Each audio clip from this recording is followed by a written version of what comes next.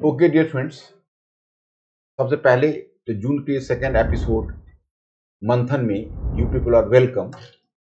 और आप लोगों का उत्साह, आप लोगों के कमेंट से हमारी टीम को इंकरेजमेंट मिलता है। वो हमें हमारे अ, जो बेसिकली जो हमारे डेवलपर्स हैं, जो हमारे असिस्टेंट्स हैं, वो हमारी टीम को काफ़ी इस बात के लिए इंकरेज करते हैं कि स्टूडेंट्स पसंद करते हैं इस प्रोग्राम को। और कुछ स्टूडेंट्स का तो यहाँ तक मानना है इस तरह से अगर मंथन प्रोग्राम चलता रहे तो रियल में धीरे धीरे करंट में उनकी पैराडाइम शिफ्टिंग का प्रोसेस चल रहा है। बड़ी खुशी है मुझे। तो thank you very much for this, you can say, encouraging message. अब हम आते हैं इस मुद्दे पर कि हमारा मोटो क्या है। आप जानते हैं कि हम यहाँ बेसिक पढ़ाने में अनेबल हैं, क्योंकि बेसिक चीजें हम बताना हमारा लक्ष्य भी नहीं। वैसे भी ये प्रोग्राम का हिस्सा होगा, आपका जो एडवांस फाउंडेशन होगा उसका एक पार्ट होगा, जिसमें कि आपको फिर एक बार मैं रिपीट करता हूँ, क्योंकि कई लोग ऐसे होते हैं जो प्रोग्राम को पहली बार देख रहे होते हैं, तो उन्हें पता चल जाए। जैसे आपको पॉलिटी पढ़ाई जाएगी, आरपी सर आपको पॉलिटी पढ़ाएंगे, या सौरभ सर आपको साइंस टेक और इन्वायरमेंट पढ़ाएंगे, या गौरव सर आपको इकोनॉमी पढ़ाएंगे। तो आपको प्रत्येक टॉपिक के बाद और मेजर टॉपिक के बाद कुछ पेजेज छुड़वाया जाएगा, जो मंथन से आपको सप्लीमेंट करना होगा। और करेंट है वो कहीं रुका नहीं रहता, हमारे साथ चलता है। इसलिए हमारा यहाँ पर टॉपिक क्या है, how GS travel this week. मतलब इस वीक में जीएस कहाँ तक ट्रैवल हुआ है। अब आप जानते हैं कि हमारी पूरी टीम से आप वाकिफ हैं, मुझे आप पहचान ही रहे हैं। ये गौरव सर भी, इनको आप जानते हैं। यह बेसिकली इकोनॉमी के विशेषज्ञ हैं। आरपी सर जो आपके पॉलिटी में इतना अच्छा आपको इंटरप्रिटेशन देते आ रहे हैं। सौरभ सर इससे पहले भी आ चुके हैं और आपको इन्वायरमेंट पर कई लेक्चर ले चुके हैं। लेकिन एक मेंबर आज मैं बुलाने वाला भी था, लेकिन संयोग से उनको आउट ऑफ सेशन जाना पड़ा। वो आपके ज्योग्राफी के एक बहुत ही अच्छे और दिग्गज, एक एक एक ल्यूमिनरी आप कह सकते हैं, जो हम लोगों की टीम को ज्वाइन किया है, आप रोहित लोधा सर। तो वो भी आपको कभी न कभी एपिसोड में मिलेंगे, और बारी-बारी से हमारे जो टीम के मेंबर्स हैं वो आपको मिलते रहेंगे। पहली बात तो मैं कहूँ कि भाई जो प्रीलिम्स का एग्जामिनेशन है, so first of all well wishes from my team to those students who are going to appear in the prelims. और प्रीलिम्स के एग्जामिनेशन में मैं एक दो अपना एक्सपीरियंस बांटना चाहूंगा, क्योंकि हम सभी लोगों को उसका एक्सपीरियंस है। और खास के प्रीलिम्स के पूर्व संध्या का एक्सपीरियंस तो हर कोई को है। ऊपर की सांस ऊपर और नीचे की सांस नीचे रह जाती है, लेकिन ये समय पास कर जाता है। आज के दिन जो आप फील कर रहे हो और प्रीलिम्स देकर लौट रहे हो, वो दिन कितना रिलैक्सेशन का दिन होता है जब लोग लौट रहा होता है। दूसरी बात मैं बताऊं कि एग्जामिनेशन हॉल में थोड़ा अगर आप मेंटली केयरफुल रहेंगे, उससे आपका बहुत प्रॉब्लम सॉल्व होने वाला है। एग्जामिनेशन हॉल में सबसे बड़ी बात है कि एक सेंस ऑफ अमेरिकननेस रखना पड़ेगा। कई बार जिसमें हो सकता है जब पेपर उलट दे तो पेपर इतना एडवर्स लगे कि इस बार मैं गया। लेकिन आपको हिम्मत नहीं हारनी होगी। You have not to surrender before the question, you have to fight till the last. और प्रीलिम्स का एक रूल होता है कि जब हमें उस क्वेश्चन को सॉल्व ही करना है और हमें किसी एक को चुनना है, तो फर्स्ट इंस्टेंस जो हमारा रिस्पॉन्स होता है उसको करेक्ट होने की संभावना ज्यादा होती है। तो हम आपको यह शेयर करना चाहेंगे, यह जो हमारा अपना एक्सपीरियंस, और हमारे टीम के बाकी मेंबर्स भी आपको एक्सपीरियंस देंगे जहां तक उन्होंने अनुभव किया होगा। अब मैं आपको बताऊं कि आज जो हमारा विषय है, तो उसमें बहुत सारे, मैं पूरी दुनिया पर हम नजर डाल रहे हैं। तो हम पॉलिटी वाले में हम आरपी सर से भी डिस्कस किया, तो दो टॉपिक आपके निकल कर आ रहे हैं। एक टॉपिक निकल कर आ रहे हैं रोल ऑफ स्पीकर, और दूसरा टॉपिक निकल कर आ रहे हैं जो हर इलेक्शन के बाद एक बार इस बात पर बहस होती है कि क्या प्रोपोर्शनल रिप्रेजेंटेशन लागू किया जाए, क्योंकि जो वोट का परसेंटेज है और जो पार्टी के द्वारा बैक्ड सीट्स हैं उसके बीच तालमेल नहीं रह पाता, जो कई बार बड़ा चुभता है। कई पार्टी को इसका फायदा मिलता है, कई को इसका नुकसान मिलता है। वहां पर हमें ध्यान रखना। तो ये दो टॉपिक्स इसमें निकल कर आ रहे हैं। इकोनॉमी में इस बार एक बहुत इंटरेस्टिंग टॉपिक निकल कर आया है, जो एक जापानीज इकोनॉमिस्ट का है, जो wild geese flying pattern of growth. वो क्या होता है, कैसे ग्रोथ के सेंटर्स और प्रोडक्शन के सेंटर समय के साथ चेंज होते रहते हैं। और इंडिया की बारी है, तो ये हमारे लिए खुश होने की बात है कि अब नेक्स्ट सप्लाई चेन में इंडिया सबके सेंटर में आ रहा है। 2023 के डेटा के आधार पर पूरे दुनिया में जो इन्वेस्टमेंट का डेस्टिनेशन है उसमें सबसे ज्यादा अट्रैक्टिव सेंटर के रूप में हम इमर्ज कर रहे हैं। इस पर आपको गौरव सर चर्चा करेंगे। और साथ में एक ग्रोथ और इनइक्वालिटी को लेकर भी विवाद चला, हम पिछले वीक में डिस्कस करने वाले थे। पिछले वीक में कुछ ऐसे चर्चा होती रही जिस पर बात नहीं हुई, तो हमने कहा कि चूंकि अमर सेन और जगदीश भगवती का भी डिबेट का मुद्दा रहा है, तो थोड़ी इस पर भी चर्चा हो जाए। सौरभ सर आपको आज भूस्खलन या लैंडस्लाइड पर चर्चा करेंगे। इसके अलावा हम इनको एक दो और भी रिक्वेस्ट करेंगे एक दो इशू पर बात करने के लिए। जैसे अभी आप देख रहे हो कि हीट वेव आप हर लोग महसूस कर रहे हो, because environmental challenge is at our door. मतलब वो कोई नहीं, आप सुबह से रात तक महसूस कर रहे हो कि हमें इसके लिए पेरिस समिट पढ़ने की जरूरत नहीं है। हमारे शरीर के रोम रोम बताते हैं कि इस वर्ल्ड को किस तरह से स्पॉइल किया गया है। उसी में एक हीट वेव एक बहुत बड़ा चैलेंज बनकर उभरा है, जो आप बाहर निकलकर घंटे 2 घंटे नहीं रह सकते। हमारी लेबर की कैपेसिटी बहुत कम हो रही है, हमारी इनकी इकोनॉमी, गौरव सर को चिंता है हमारी इकोनॉमी खराब हो रही, और आरपी सर को चिंता होगी कि पॉलिटी भी नहीं बची हुई है, और सौरभ सर की तो चिंता होगी कि भाई ये तो पूरी दुनिया ही डिस्ट्रॉय होने पर लगा हुआ है। इस तरह से आप देखेंगे, और हमारी चिंता ये है कि दुनिया में इस पर सहमति नहीं बन पा रही है, बस कुछ होना चाहिए।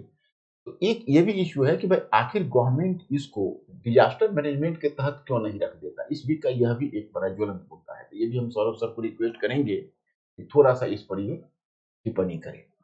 अब हम 2-3 मुद्दों पर चर्चा आपको करना चाहेंगे। एक तो पोस्ट इलेक्शन सिनेरियो में फॉरेन पॉलिसी में क्या कोई चेंज है या कंटिन्यूटी, नंबर 1। नंबर 2 कि हम जो देख रहे हैं दुनिया में, उसमें एक अभी अभी यूरोपियन यूनियन का इलेक्शन, यूरोपियन पार्लियामेंट का इलेक्शन हुआ है, और जो इंडिया के इलेक्शन के ट्रेंड के ठीक विपरीत, क्योंकि इंडिया का जो इलेक्शन का ट्रेंड है उसमें मतलब एक एंटी एस्टेब्लिशमेंट, हालांकि वहां भी एंटी एस्टेब्लिशमेंट ही है, लेकिन फर्क है जो यूरोपियन कंट्रीज वहां पर फार राइट लीड करने लगा, वहां पर पार्लियामेंटेरियन, बल्कि आप यही समझिए 3 देश तो संकट में पड़ गए। और अचानक से इटली के जो हेड हैं, जो आप लोगों ने उनका बहुत फेमस, जो मुसोलिनी के बहुत बड़े भक्त हैं और इंडिया में भी काफी नाम कमा चुकी हैं, आ चुकी हैं, तो मैं आपको बताता हूं कि इटली ही एक ऐसा है जो लीड कर रहा है, जहां पर फार राइट पार्टी जो गवर्नमेंट है वो प्रो गवर्नमेंट पार्टी की जीत हुई। बाकी भी फ्रांस में बड़ी बुरी स्थिति है, मैक्रोन को तो एक स्नैप पोल कराने की नौबत आ गई है। जर्मनी स्नैप पोल नहीं करा रहा है, लेकिन जर्मनी की जो सोशल डेमोक्रेटिक पार्टी है उसको भी सेटबैक लगा है यूरोपियन पार्लियामेंट के इलेक्शन में। तो जर्मनी को भी सेटबैक लगा, फ्रांस को भी सेटबैक लगा, स्पेन को भी सेटबैक लगा, ऑस्ट्रिया को सेटबैक लगा, और फार राइट अभी मेजोरिटी में नहीं आया है। लेकिन यूरोपियन यूनियन या यूरोपियन पार्लियामेंट में उसकी बहुत बड़ा वजन या कद बढ़ गया है। तो आप कहेंगे इससे क्या फर्क पड़ेगा, तो फर्क पड़ेगा। इमिग्रेशन पॉलिसी वो एंटी इमिग्रेशन है, कहते हैं कि नहीं इमिग्रेशन को रोको। तो क्या हम अगर भारत के एंगल से देखें तो हमें फर्क पड़ेगा? यस, हमारे स्टूडेंट जाते हैं वहां, हमारे इन्वेस्टर्स जाते हैं वहां, या वहां से हमारे इन्वेस्टमेंट आता है, उसको वो अफेक्ट हो सकता है। कि जो यूक्रेन और रशिया का वॉर हो रहा है, तो इनका प्रेशर यह है कि आप यूक्रेन पर ज्यादा स्पेंड मत करें। और सबसे जो बड़ा कंसर्न है कि वर्ल्ड में अगर आज इन्वायरमेंट को लेकर सबसे अधिक कोई सीरियस है, even more than India, that is European union. वहां पर बहुत सारी ग्रीन पार्टी जो सक्रिय है, लेकिन वहां पर नौबत यह है कि अब जो ये फार राइट आएंगे वो प्रेशर डालेंगे अपने गवर्नमेंट पर कि नहीं, आप इन्वायरमेंटल इशू पर सेक्रीफाइस मत करें।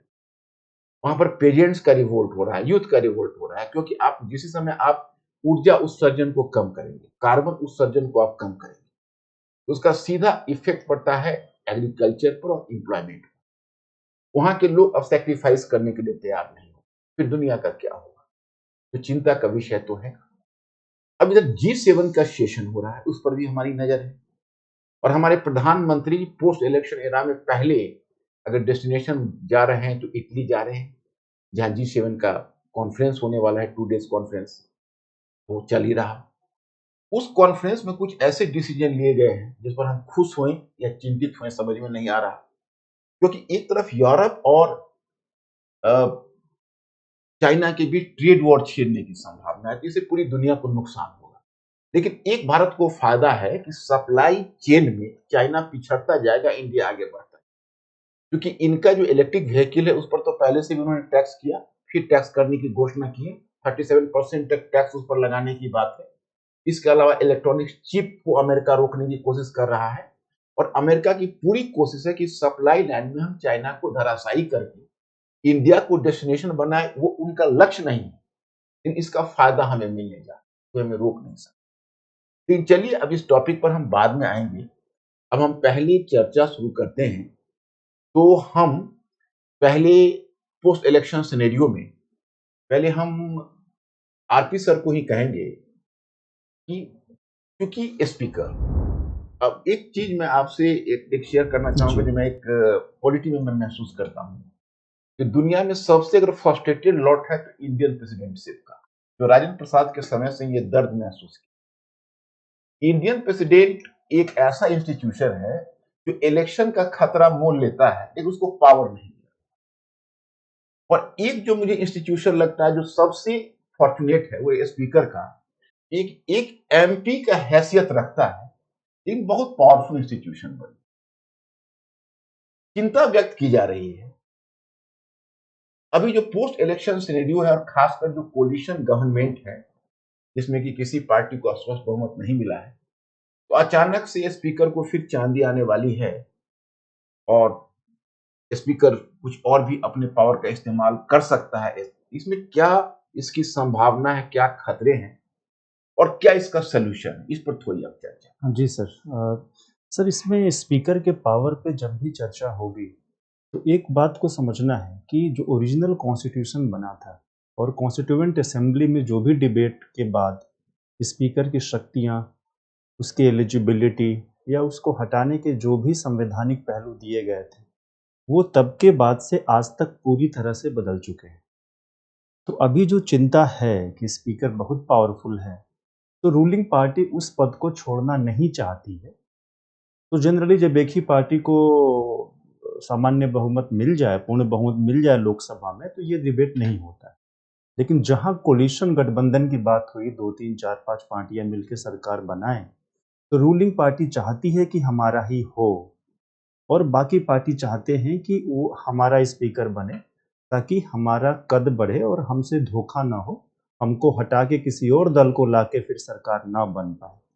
तो इसमें जो स्पीकर के पावर्स की बात है, तो 2 3 पावर्स मैं आपको ऐसा बताना चाहूँगा यहाँ पे कि जो ओरिजिनल कॉन्स्टिट्यूशन में नहीं था, वो बाद में परिवर्तन करके उसकी शक्तियों को डेफिनेटली बढ़ाया गया। तो ऐसी राजनीतिक आवश्यकता महसूस हुई। उसमें तो आप सभी जानते हैं, हम लोग पिछले मंथन में डिस्कस भी कर चुके हैं, एंटी डिफेक्शन लॉ। ठीक है, दल बदल कानून बना 1985 में, 10th शेड्यूल आ गया। बहुत सुप्रीम कोर्ट के विवाद, झगड़े, डिसीजन के बाद से एक चीज क्लियर हो गया है कि speaker is the final authority to decide कि जो व्यक्ति दल बदल किया है वो अयोग्य होगा कि नहीं होगा। तो डिस्क्वालीफाई होगा, ये कोई कंपलसरी नहीं है। ये इस बात पर निर्भर करता है कि दल बदल करने के बाद क्या उसके खिलाफ उसकी पार्टी ने शिकायत किया है, और दूसरा इस बात पर निर्भर करता है कि क्या स्पीकर को ऐसा लगता है कि उसने दल बदल किया है।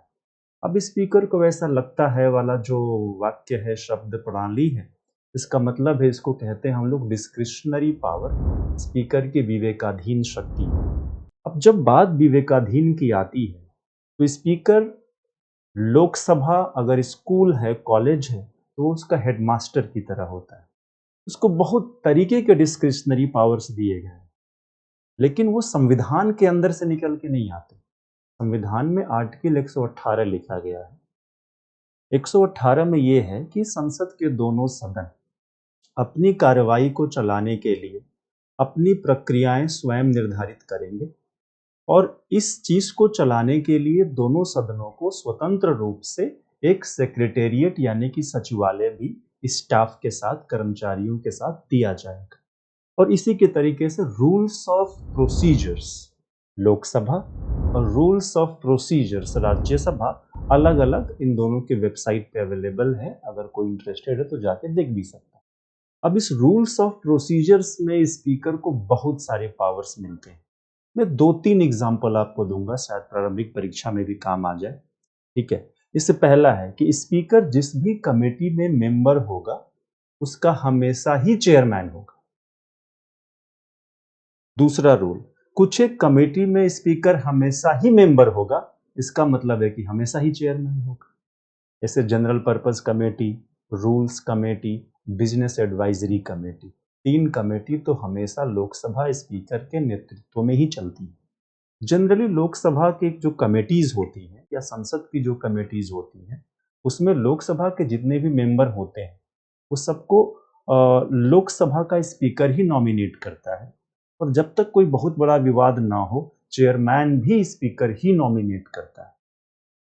तो ये एक बहुत बड़ा पावर है, क्योंकि कुछ कमेटीज पॉलिटिकली बड़ी सेंसिटिव होती है ना, जैसे पब्लिक अकाउंट कमेटी हो गया या कोई ज्वाइंट पार्लियामेंट्री कमेटी बन गया किसी मुद्दे पे, तो वहां पे कौन चेयरमैन है। अभी महुआ मोइत्रा व केस वाले में आपने देखा होगा कि जो उस कमेटी का चेयरमैन था उसी के ऊपर महुआ मोइत्रा सांसद ने आरोप लगाया कि इनका जो भेदभाव वाला रवैया था वो पहले से ही तय करके आए थे कि मेरे खिलाफ ही फैसला दें। तो यहाँ आप देख रहे हैं कि पॉलिटिकली सेंसिटिव मुद्दों पे स्पीकर का पावर बहुत ज्यादा है। दूसरा एग्जाम्पल मैं यहाँ पे दूंगा, रूल 374 ए, कैपिटल लेटर में ए है, 2001 में इसको उस रूल्स में शामिल किया गया। अब इस रूल में क्या है, ये 274 का बड़ा भाई है, रूल 374। तो 374 में लिखा था पहले, जो ओरिजिनल हमारा रूल था, कि स्पीकर को अगर ऐसा लगता है कि किसी भी सदस्य ने पार्लियामेंट्री जो एटिकेट्स एंड मैनर्स हैं, संसदीय जो व्यवहार होना चाहिए उसको फॉलो नहीं किया, स्पीकर के आदेश की अवहेलना की, तो उसे वो संसद से सस्पेंड कर सकता है। लेकिन सस्पेंड करने के पहले उसको एक रिजोल्यूशन यानी कि मोशन पास करना होगा।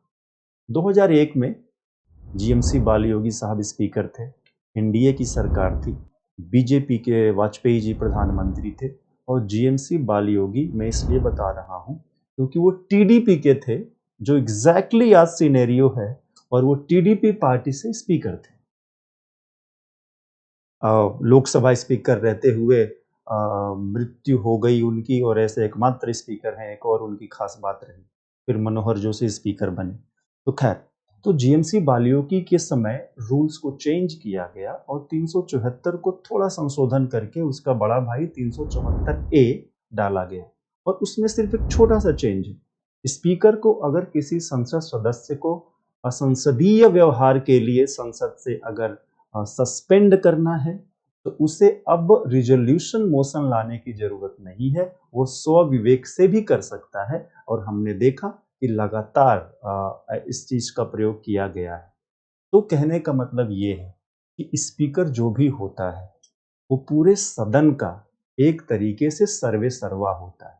अगर प्रधानमंत्री सदन में मौजूद हैं तो भी वो स्पीकर को ही संबोधित करेंगे, और माननीय स्पीकर के माध्यम से ही अपनी बातें देश को या संसद के पटल पर रखेंगे।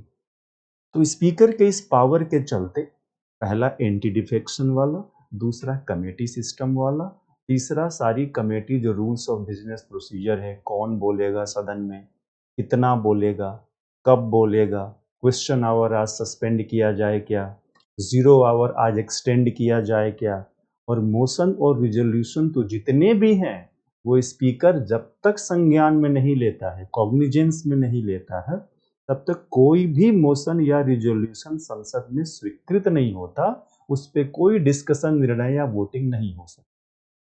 तो स्पीकर का प्रो गवर्नमेंट पूरी तरीके से होना सरकार के स्थायित्व के लिए अति आवश्यक है, और यही माना भी जाता है। तो इसीलिए जब भी कोलिशन गवर्नमेंट आती है तो हमेशा ये मुद्दा उठता है कि स्पीकर हमारा होना चाहिए, लेकिन ऐसा नहीं है कि सहयोगी दलों का स्पीकर पहले नहीं रहा है। जैसा कि हम लोगों ने देखा कि जीएमसी बालियोगी साहब पहले तो वाजपेयी जी में ही टीडीपी के रह चुके हैं, सोमनाथ चटर्जी थी कम्युनिस्ट पार्टी के कांग्रेस में स्पीकर रह चुके हैं, तो ये स्पीकर पूरे 5 साल रहे, कहीं कोई डिस्प्यूट नहीं हुआ और स्पीकर को एक छूट भी दी गई है कि स्पीकर किसी भी पार्टी का हो, स्पीकर बनने के बाद अगर वो चाहता है तो अपने दल से इस्तीफा दे सकता है, ताकि वो संसद में निष्पक्ष रूप से अपना कार्य कर सके और स्पीकर के ऊपर कभी भी, डेप्यूटी स्पीकर पे भी एंटी डिफेक्शन लॉ नहीं लगता है। ये याद रखना है, ये भी बहुत इंपॉर्टेंट है। ठीक है, पॉइंट ऑफ व्यू से एक डेटा हो सकता जी जी। तो ये प्री के लिए भी याद रखना है कि इन दोनों ही पदों पे एंटी डिफेक्शन लॉ नहीं लगता है, क्योंकि ये संसद के सर्वे सर्वा हैं, अध्यक्ष हैं, उनसे उम्मीद है कि निष्पक्षता रखेंगे। और अगर वो स्पीकर रहते हुए अपने पार्टी से इस्तीफा दे देते हैं और इंडिपेंडेंट जैसा हो जाते हैं, तब उनके ऊपर कोई भी एंटी डिफेक्शन नहीं लगेगा। ऐसा हमारा रूल है। तो सर इसमें यही है कि कोलिशन गवर्नमेंट जब भी आएगी, ये थोड़ा वाद विवाद उठेगा, लेकिन केंद्र में हमने इसके ऊपर बहुत लड़ाई नहीं देखी है और हमारे पास इतिहास भी है कि पूरे 5 वर्षों तक सहयोगी दलों के स्पीकर मेन पार्टी के रूलिंग अवधि के दौरान रहे भी हैं। तो इस बार भी ऐसा हो सकता है, इसमें कोई ऐतिहासिक या कोई अप्रत्याशित घटना नहीं होने वाली। ओके। अच्छा, इसमें एक दो हम सवाल आपसे करना जी। चाहेंगे। जैसे एक सवाल करना चाहेंगे कि स्पीकर, वैसे इसमें भी क्वेश्चन कुछ दिया हुआ है जी। और मैं बच्चों को रिक्वेस्ट करूंगा कि पीडीएफ भी डाउनलोड करें क्वेश्चन भी। The role of the speaker gain prominence in coalition politics in context of the above statement enumerate the factors based on which the speaker can influence the legislature। 10 marks का question और prelims का भी question दिया हुआ है, जिसको आप लोग पढ़ लीजिएगा, उसको ट्राई करिए। जैसे स्पीकर कहां कहां डिस्टॉर्ट कर सकते हैं। जैसे जी। अगर कोई एक मेंबर है जी। और हम हुए और गौरव सर हुए, जी। हम दोनों दो पार्टी से जी। हैं और आपकी राजनीतिक पक्षधरता किसी एक पार्टी के साथ, जी। हम दोनों लोग अपने मुद्दे को लेकर संसद में आपसे टाइम मांगा। जी। आपने गौरव सर को टाइम दे दिया, मुझे नहीं। जी। नंबर 1। नंबर 2, अगर हमने नो और हमारी पार्टी नो कॉन्फिडेंस मोशन को मूव कर रही है, जैसे आपने देखा था सुमित्रा महाजन के केस में, जी। स्पीकर बार बार एडजॉर्न कर रहा है, उसको इन लिस्ट नहीं, लिस्ट। मतलब कि वो रोक तो नहीं सकता है लेकिन डीले कर सकता है डी। प्रोसेस। ये सब तो उसको डे टू डे लाइफ में हमें स्पीकर का डिस्क्रिमिनेशन दिखता है। अपोजिशन पार्टी के मेंबर, जैसे अगर मान लीजिए कोई बेल में चला जाता है, जी। रूलिंग पार्टी का मेंबर, बिल्कुल। तो बर्दाश्त कर लेता है। अपोजिशन का जाता है तो उसको सस्पेंड। जी। और worst of all, anti defection bill में जितना जुडिशियल पावर स्पीकर को दिया गया है, जी। जिसकी राजनीतिक पक्षधरता है, जी। ये तो बहुत मतलब बहुत बड़ा कॉन्स्टिट्यूशन में डिस्टॉर्शन है। इस पर आके ध्यान किसी का क्यों नहीं जा रहा? आप जी। तो बड़ा पॉलिटिकली कॉन्शियस हैं। ये तो चुभने जी। वाली बात है कि इतना पावर क्यों उसको जुडिशियल।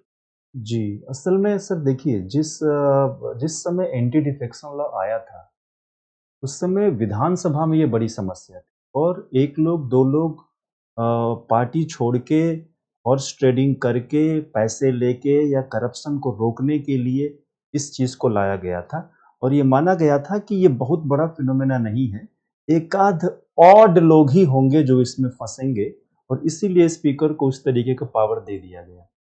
और 1/3 मर्जर पे हमने पहले बात करी है पिछले मंथन में देखिएगा। तो मर्जर और स्प्लिट 2 क्लॉज रखे गए एंटी डिफेक्शन लॉ में। तो बाद में ये देखा गया कि स्प्लिट 1/3 को डिसअलाउ कर दिया जाए, क्योंकि 1/3 तो बहुत इजीली टूट जाते हैं। तो 1/3 जब हटा दिया गया तो 2/3 अलाउ हो गया, तो 2/3 भी बहुत इजीली टूटने लगे। स्पीकर के रोल पे दिक्कत आज की डेट में इसीलिए आई है क्योंकि जितने भी डिफेक्शन पिछले 10 वर्षों में विधानसभाओं में इंडिया में हुए हैं, लगभग सभी के सभी 2/3 से ऊपर हुए। और महाराष्ट्र का केस तो स्पीकर स्पेशल रहा, जहां स्पीकर खुद ही डिफेक्ट कर गए। अब एक सबसे बड़ी बात है, और ये सुप्रीम कोर्ट में भी मामला गया, अगर स्पीकर खुद ही डिफेक्ट करता है तो क्या वो बाकी मेंबर्स के डिफेक्शन पे फैसला दे सकता है? फिर कैसे होगा? तो सर ये एक निश्चित है कि बक हैज टू स्टॉप समवेयर, अंग्रेजी में जो कहावत है, क्योंकि जब संवैधानिक पद पे आप बैठे हैं तो सुप्रीम कोर्ट ने बार बार बोला है और हम लोगों ने मंथन के माध्यम से सभी को बताया भी है कि जो संवैधानिक पदों पे लोग बैठे हैं, अगर वो लोग लीगल लूप होल खोजने लगेंगे तो यही तो है कॉन्स्टिट्यूशनलिज्म का डेथ। संविधानवाद का अंत कैसे होता है? संविधान तो चलेगा, संविधानवाद मर जाएगा, क्योंकि संविधानवाद का ये मतलब हुआ कि सभी लोग जो उच्च पदों पे बैठे हैं वो ये पूरी कोशिश करेंगे कि संविधान की हर बात का अक्षरशः पालन हो। संविधान को तोड़ मरोड़ के, लूप होल खोज के, ब्लैक होल क्रिएट करके अपनी वाली चला लेना, तो संविधान के लिए लीगली तो ठीक है, बट कॉन्स्टिट्यूशनली उसको गुड स्पिरिट में हम नहीं देखेंगे। तो सुप्रीम कोर्ट ने स्पीकर को लेके राबिया नबाम केस बड़ा फेमस है, अरुणाचल प्रदेश का डेप्यूटी स्पीकर का केस हुआ था। तो सुप्रीम कोर्ट ने बोला था, एक बहुत सिंपल लाइन है कि संवैधानिक पदों पे बैठे हुए व्यक्तियों को चरित्र से स्ट्रांग होना चाहिए। जब आपको इतना पावर दिया गया है और आप कॉन्स्टिट्यूशनल मोरालिटी को अपने कैरेक्टर से फॉलो नहीं करेंगे, इंटेग्रिटी से फॉलो नहीं करेंगे, तो we can not blame the constitution and its articles and rules and procedures. तो निश्चित रूप से स्पीकर का पद, जैसा कि सर ने बताया, कि जुडिशियल पावर उसको दिया गया, मनी बिल का फाइनल अथॉरिटी है डिसाइड करने। कमेटी सिस्टम में 80% मामलों का फाइनल अथॉरिटी है डिसाइड करने का, ठीक है। एंटी डिफेक्शन में फाइनल अथॉरिटी है डिसाइड करने का। घर के अंदर, लोकसभा के अंदर फाइनल इंटरप्रेटर है कॉन्स्टिट्यूशन का भी और रूल्स ऑफ प्रोसीजर का भी। यानी कि स्पीकर चाहे तो सदन के अंदर कार्यवाही के दौरान सुप्रीम कोर्ट के जजमेंट्स का नया इंटरप्रिटेशन दे सकता है, इतना पावर दिया गया है। Court will not interfere in any matter which is parliamentary procedure और प्रोसेस। तो यहाँ पे स्पीकर को निश्चित रूप से यह दिया गया है। और चूंकि राजनीति भारत में लगातार कॉम्पिटिटिव होती जा रही है, कॉम्पिटिटिव से एक लेवल उठ के बोलते हैं कि फ्रैगमेंटेड कॉम्पिटिटिव पॉलिटिक्स हो रहा है। और जब भी पोलराइजेशन होगा, फ्रैगमेंटेशन मल्टी पार्टी सिस्टम में ज्यादा होगा, तो निश्चित रूप से स्पीकर भी उसी तरीके से पॉलिटिकली बिहेव करेगा। और शायद भारत का लोकतंत्र उस दौर से चल रहा है जो हम इसके बाद, इस उथल पुथल के बाद, इस मंथन के बाद हम एक नए मेच्योरिटी में पहुंचेंगे और इन सारी चीजों को सेटल कर दिया जाएगा। ओके, थैंक यू, आपने बहुत अच्छा इंटरप्रिटेशन दिया। अब एक मुद्दा मैं आपके सामने रखूंगा, जरा संक्षिप्त रूप में उस पर जी विचार कर जी लीजिए, क्योंकि एक आर्टिकल प्रोपोर्शनल रिप्रेजेंटेशन पर आया है और आप बड़ा पॉलिटिकली कॉन्शियस है और आप बहुत करंट के टच में होते हैं। आप भी उस आर्टिकल से गुजरे होंगे, जो हर इलेक्शन के बाद इस तरह के मुद्दे उठते हैं। आनुपातिक प्रतिनिधित्व प्रणाली उसे बोलते हैं, प्रोपोर्शनल रिप्रेजेंटेशन।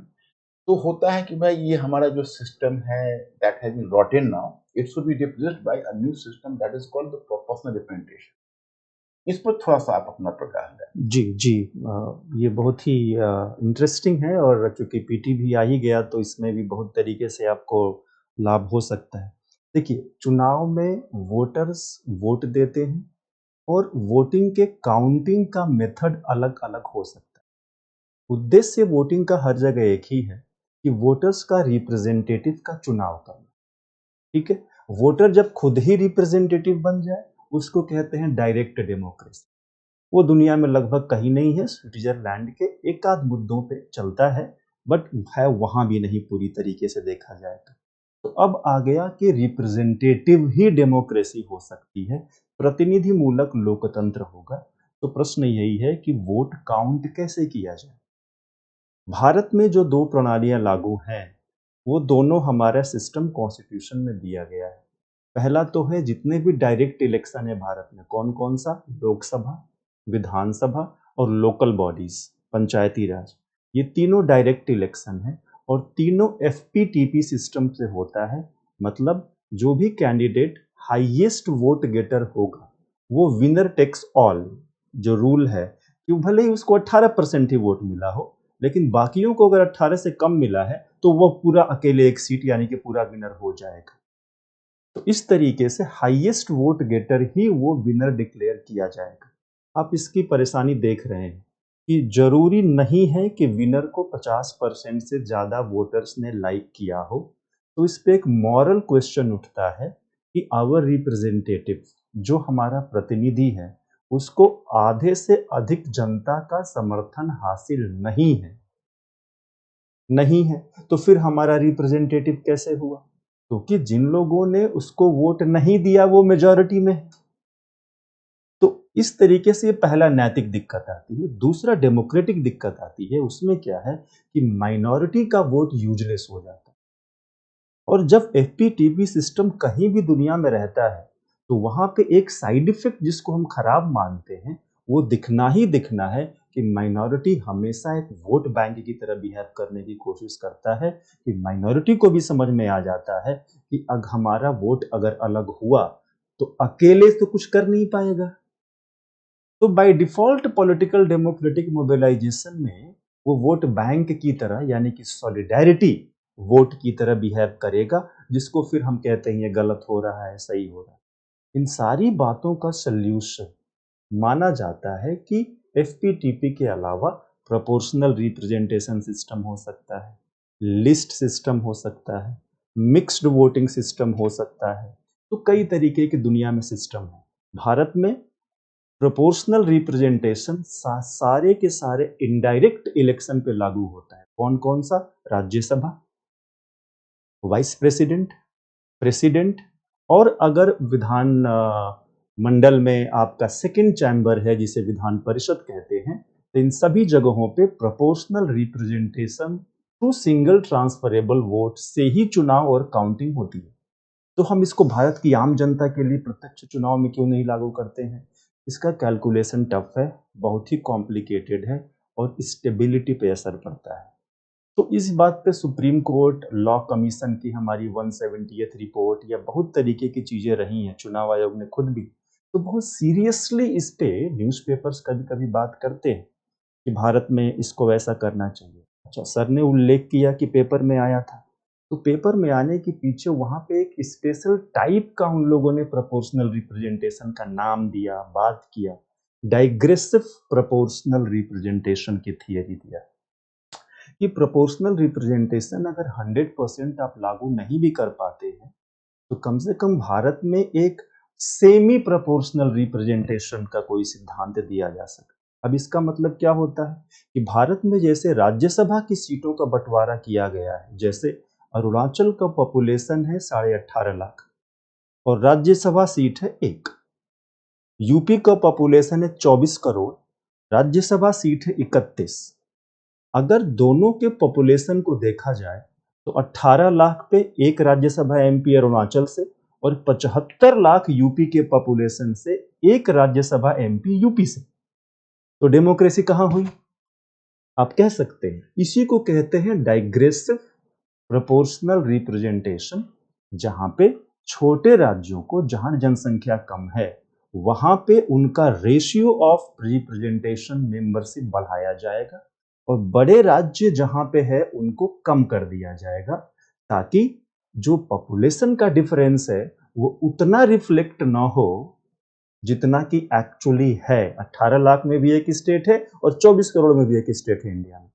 अब ये बात उठी क्यों है? इस बात का आप यहाँ प्रयोग कर सकते हैं कि डिलिमिटेशन की बात उठ रही है और हमारे संविधान में लिखा है कि 2026 के बाद जो पहली जनगणना होगी उसका रिजल्ट आने के बाद भारत में डिलिमिटेशन कराया जाएगा। अब 26 के बाद कब होगी वो देखना सरकार का काम है, रिजल्ट कब आएगा ये भी देखना सरकार का काम है। बट चलिए मान के चलते हैं 2035 तक जनगणना का रिजल्ट आ जाता है या 32 तक आ जाता है, तो डिलिमिटेशन होगा कि नहीं होगा? अगर होता है तो उस कुछ विचारकों का मानना है कि यही एक तरीका हो सकता है कि जो जैसे 543 लोकसभा सीटें हैं और डिलिमिटेशन से अगर यूपी को 20 सीटें 30 सीटें ज्यादा मिल रही हैं, तो डाइग्रेसिव रिप्रेजेंटेशन थियरी के हिसाब से बड़े राज्यों में उतनी बढ़ोतरी ना की जाए और छोटे राज्यों में पॉपुलेशन कम होने के बावजूद उनको थोड़ा वेटेज देके उनकी सीटों को थोड़ा तुलनात्मक रूप से बराबर कर दिया जाए, ताकि north versus south, east versus West, ये बैलेंस इंडिया में रिप्रेजेंटेशन में कायम रहे। तो इसी बात पे ये पूरी चर्चा सर हुई। Okay, good. इसका तो डिलिमिटेशंस का यहाँ पर हम गौरव सर से सवाल करेंगे। जी सर। बड़ा अजीब सा लगता है, मतलब पहली बार लगता है साउदर्न स्टेट्स जी sir. is being disincentivized for checking its population. ये इकोनॉमिक्स का जो रूल है, यही चीज मुझे लैंड सीलिंग में भी एग्जैक्टली समझ में नहीं। अब जैसे मेरे फादर ने अपनी आप बीती बताई कि जैसे उनके भाई थे, मतलब उनके जी सर। चाचा थे, उनके 5 बेटे थे और मेरे पिताजी अकेले थे। तो जब लैंड सीलिंग का जो प्रपोजल आया, तो पहली बार मेरे दादाजी को अफ़सोस हुआ कि मैं एक बेटा क्यों पैदा किया है। जी सर, पर हेड कर रहे थे। क्योंकि पर पर हेड लागू। हेड पर लागू जी। होना, फैमिली जी पर सर। लागू होना चाहिए। जी सर। तो वही चीज़ लागू हो रही है। वो साउथ इंडिया के स्टेट्स ने सैक्रिफाइस किया। उसने उसके लिए मतलब एजुकेशन को फैलाया, हेल्थ सेक्टर को दुरुस्त किया, जी सर। पॉपुलेशन कंट्रोल के लिए उसने एक खास सोशियो इकोनॉमिक डेवलपमेंट को प्रमोट किया। और जब पॉपुलेशन कंट्रोल हुआ तो उसका रिप्रेजेंटेशन कम हो रहा है। तो हमारे विचार से जो अभी आरपी सर ने जो सोल्यूशन बताया, हमारे विचार से डिलिमिटेशन में तो यही किया जाए, वही बेहतर है। नहीं तो ये डिसइंसेंटिवाइज हो जाएगा फिर तो। जी सर। तो ये जो डिसइंसेंटिवाइजेशन की हम बात कर रहे हैं, ये सिर्फ पॉपुलेशन या इस कॉन्टेक्स्ट में नहीं, ये बहुत सारे संदर्भों में देखा जा सकता है। जैसे जो अभी केरल का एक केस था, जहां उन्होंने भारत सरकार पे केस किया था कि हमें और अतिरिक्त फंड दिए जाए और हमें उधार अधिक लेने की छूट दी जाए। तो जो ये डिसइंसेंटिवाइजेशन की आप बात कर रहे हैं, ये डिसइंसेंटिवाइजेशन केवल जनसंख्या के संदर्भ में ही नहीं देखा जाना चाहिए। ये बजट परफॉर्मेंस और फाइनेंस कमीशन का जो डिस्ट्रीब्यूशन है, वहां पर भी ये बार बार आक्षेप या आरोप लगता रहा है कि हर वो स्टेट जिसने टैक्स कलेक्शन बेहतर किया है, हर वो स्टेट जिसने अपना पॉपुलेशन कंट्रोल किया है, उसको आज जो फाइनेंस कमीशन के थ्रू ग्रांट्स हैं वो कम मिलते हैं। और हर वो स्टेट जिसने अपनी गरीबी को कंट्रोल नहीं किया है, जनसंख्या को बेतहाशा बढ़ने दिया है, उन स्टेट्स को आज इंसेंटिव अधिक मिलता है। तो इसके संदर्भ में यही कहा जा सकता है कि often good economics is not good politics and many a times bad politics may lead to good economics। तो ये एक कॉन्फ्लिक्ट हमेशा रहा है, क्योंकि कभी कभी हमने ये भी देखा है, जैसे जब भी सरकार सुधार लाने की कोशिश करते हैं, खासकर दो क्षेत्रों में, एग्रीकल्चर और लेबर, ब्लू कॉलर लेबर, हमेशा जनता की तरफ से ही पहला विरोध होता है। इसी कारण हम ये भी देखेंगे, इनफैक्ट हमारा अगला टॉपिक भी है कि भारत कैसे सर्विसेज में तेजी से ग्रो हुआ। उसका एक बहुत बड़ा कारण है कि हम एग्रीकल्चर और मैन्युफैक्चरिंग, ब्लू कॉलर लेबर से संबंधित सुधार नहीं कर पाए, जबकि जो उस तरह का ऑपोजिशन है वो सर्विस सेक्टर की तरफ से कमोबेश कम रहता है। तो यहाँ पर भी हम देखेंगे कि जहां जहां सरकार कुछ अच्छे इंटेंशन के साथ या जिस भी इंटेंशन के साथ रिफॉर्म कोशिश करती है, वहां उसका ऑपोजिशन होता आया है। तो ये एक आधारभूत समस्या है।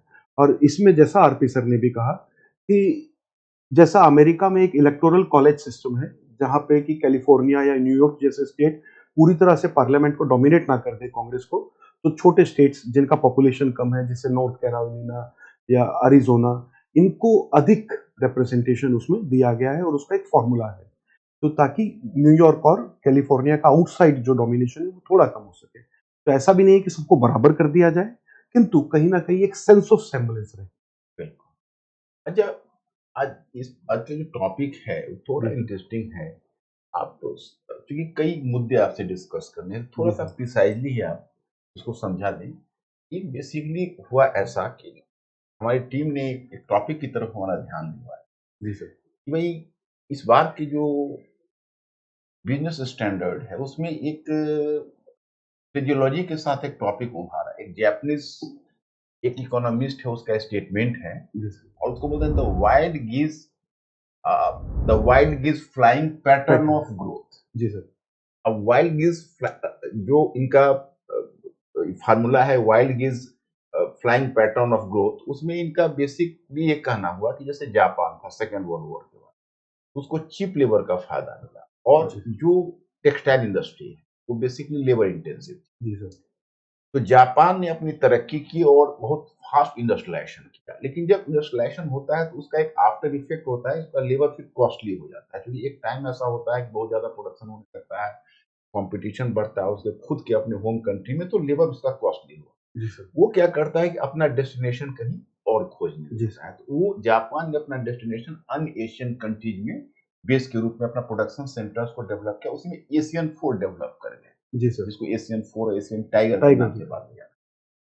अब एशियन फोर में भी पॉपुलेशन उतना था नहीं, वहां पर भी धीरे धीरे लेबर कॉस्टली हो।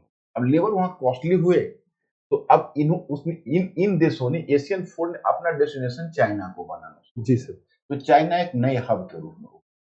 फिर चाइना की अपनी भी कुछ टेक्नोलॉजी थी, कुछ अपने उसके भी जियो पॉलिटिकल कुछ रीजन्स थी, कि चाइना एक बहुत बड़ा टेक्नोलॉजिकल जायंट के रूप में उभरा और दुनिया का सबसे बड़ा सप्लायर हो गया, जी सर। और सप्लाई लाइन के सेंटर में चाइना है। तो अब कहते हैं कि यही जो वाइल्ड गीज फ्लाइंग पैटर्न के तहत अब धीरे धीरे जो सप्लाई लाइन है वो इंडिया की तरफ आ रहा है, जी and sir. India will emerge to be a future manufacturing hub. जी तो सर। इसको संक्षिप्त में थोड़ा सा आप इस पर जी प्रकाश सर। डाल दीजिए। सर पहले तो मैं वाइल्ड गीज शब्द क्यों प्रयोग किया गया और इसका अर्थ क्या है वो थोड़ा समझाऊंगा। तो वाइल्ड गीज जब ये पक्षी अपना झुंड बनाकर एक दल के रूप में उड़ते हैं तो इनका एक शेप इस प्रकार का होता है कि दो कोनों से लीड ली जाती है, दोनों ओर से एक लीडरशिप रहती है और फिर वी शेप में ट्रेल रहता है। कुछ पक्षी एकदम पीछे की ओर होते हैं और दोनों ओर वी शेप में उनका ट्रेल आगे निकलता है। किंतु इसमें इंटरेस्टिंग क्या होता है कि ये अपनी पोजीशन बदलते रहते हैं। जो अभी इस साइड लीड कर रहा है वो धीरे धीरे सेंटर में आएगा और फिर लेफ्ट में निकलेगा, फिर पीछे आएगा। तो ये इनका मूवमेंट लगातार होता रहता है। इसी फिनोमेना को पकड़ा गया है जिसको इंटरप्रेट करके उन्होंने ये शब्द का प्रयोग किया कि जो कंट्री आज लीड कर रही है वो कभी नेपथ्य में चली जाएगी और फिर दोबारा वो लीड करेगी और फिर कभी पीछे आ जाएगी, तो इनके बीच में ये अदला बदली चलती रहती है। तो ये इसका इंटरप्रिटेशन है कि इकोनॉमिक ग्रोथ का सेंटर एक नहीं रहेगा। कुछ देश जो कुछ मामलों में आपको हमेशा एडवांटेज देंगे कि वहाँ की लेबर डिसिप्लिन्ड है, वहाँ की लेबर वेल एजुकेटेड है, वहाँ की लेबर चीपर है या अफोर्डेबल है। चीपर शब्द का प्रयोग आजकल वैसे थोड़ा कम होने लगा है। वहाँ की लेबर अफोर्डेबल है। तो इस प्रकार की जो भी देश एक रिप्रेजेंट करते हैं लेबर फोर्स, उन सभी देशों के बीच में समय समय पर हम ये देखेंगे इकोनॉमिक ग्रोथ का सेंटर बदलता रहेगा। तो ऐसा फिर से संभव है कि कभी जापान लीड भी ले। तो वाइल्ड गीज फिनोमिना ये कहता है। हालांकि इसको चैलेंज भी बहुत अच्छा खासा मिला है और ये बहुत एस्टेब्लिश थ्योरी नहीं मानी जाती है और ऐसा माना गया है कि इतना वाइल्ड नहीं होता है जैसा ये थ्योरी प्रिडिक्ट करती है। ये जो मूवमेंट है ये उतनी वाइल्ड नहीं होती और इसका एक बहुत प्रिडिक्टेबल पैटर्न होता है। और इसमें हमेशा ये देखा गया है कि इकोनॉमिक सेंटर हमेशा उस देश की तरफ मूव किया है जहां वर्किंग एज पॉपुलेशन स्वेल हुआ है, वर्किंग एज पॉपुलेशन बहुत तेजी से बढ़ा, और दूसरा जहां का मार्केट एक्सपेंड हुआ है।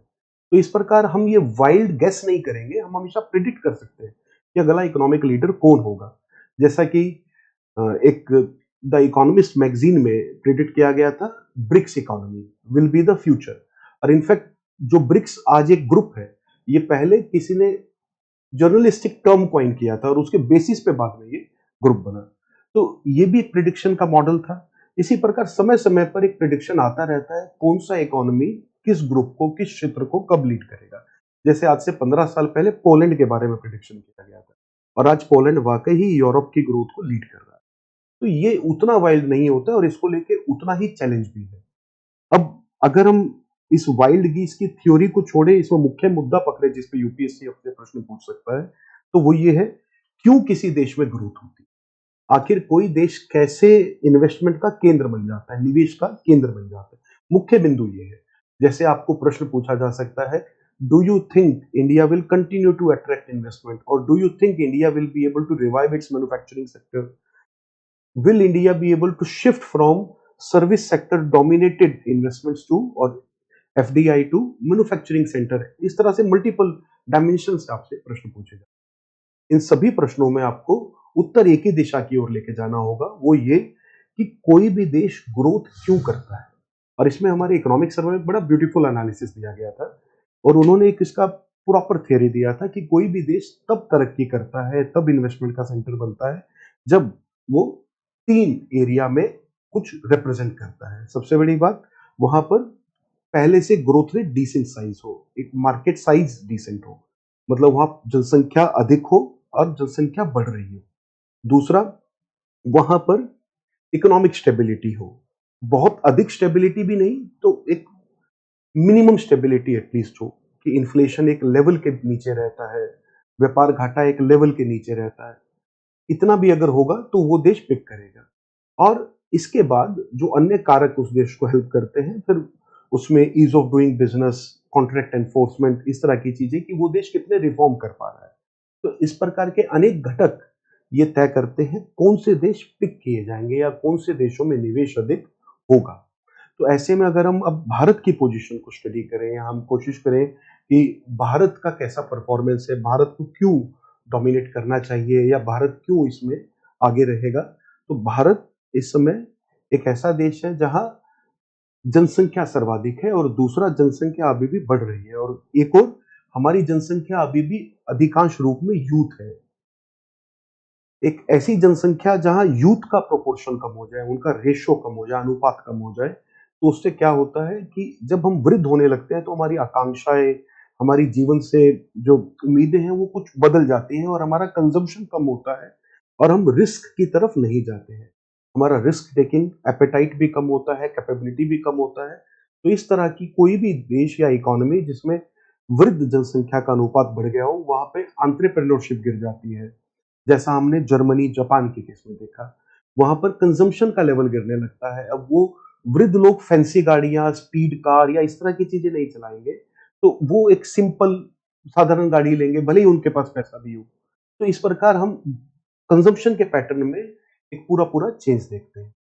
तो इस सब में अगर हम देखें तो भारत आज एक इकोनॉमी ऐसी है जहां ये सब कुछ अभी बहुत अच्छी स्टेज में रहे, जहां हमारी जनसंख्या बढ़ भी रही है और जनसंख्या में यूथ का प्रोपोर्शन अभी भी बढ़ रहा है। इसके बाद एक चीज आती है पॉलिटिकल स्टेबिलिटी, राजनीतिक स्थिरता। तो भारत के पास राजनीतिक स्थिरता भी है और इसके बाद है सामाजिक स्थिरता। तो भारत के साथ एक ये भी अच्छा हुआ है कि सामाजिक रूप से भी स्थिरता भारत में बढ़ी है। हमारी जो फॉल्ट लाइन्स है, जैसे नक्सल मूवमेंट, वो कमजोर पड़ी है। ऐसे ही हालांकि अभी खालिस्तानी आंदोलन को ऐसा माना जा रहा है कि उसका रिवाइव हो गया है, किंतु आज वो भी जैसा वो 1980-90 के दशक में था उससे काफी नीचे है।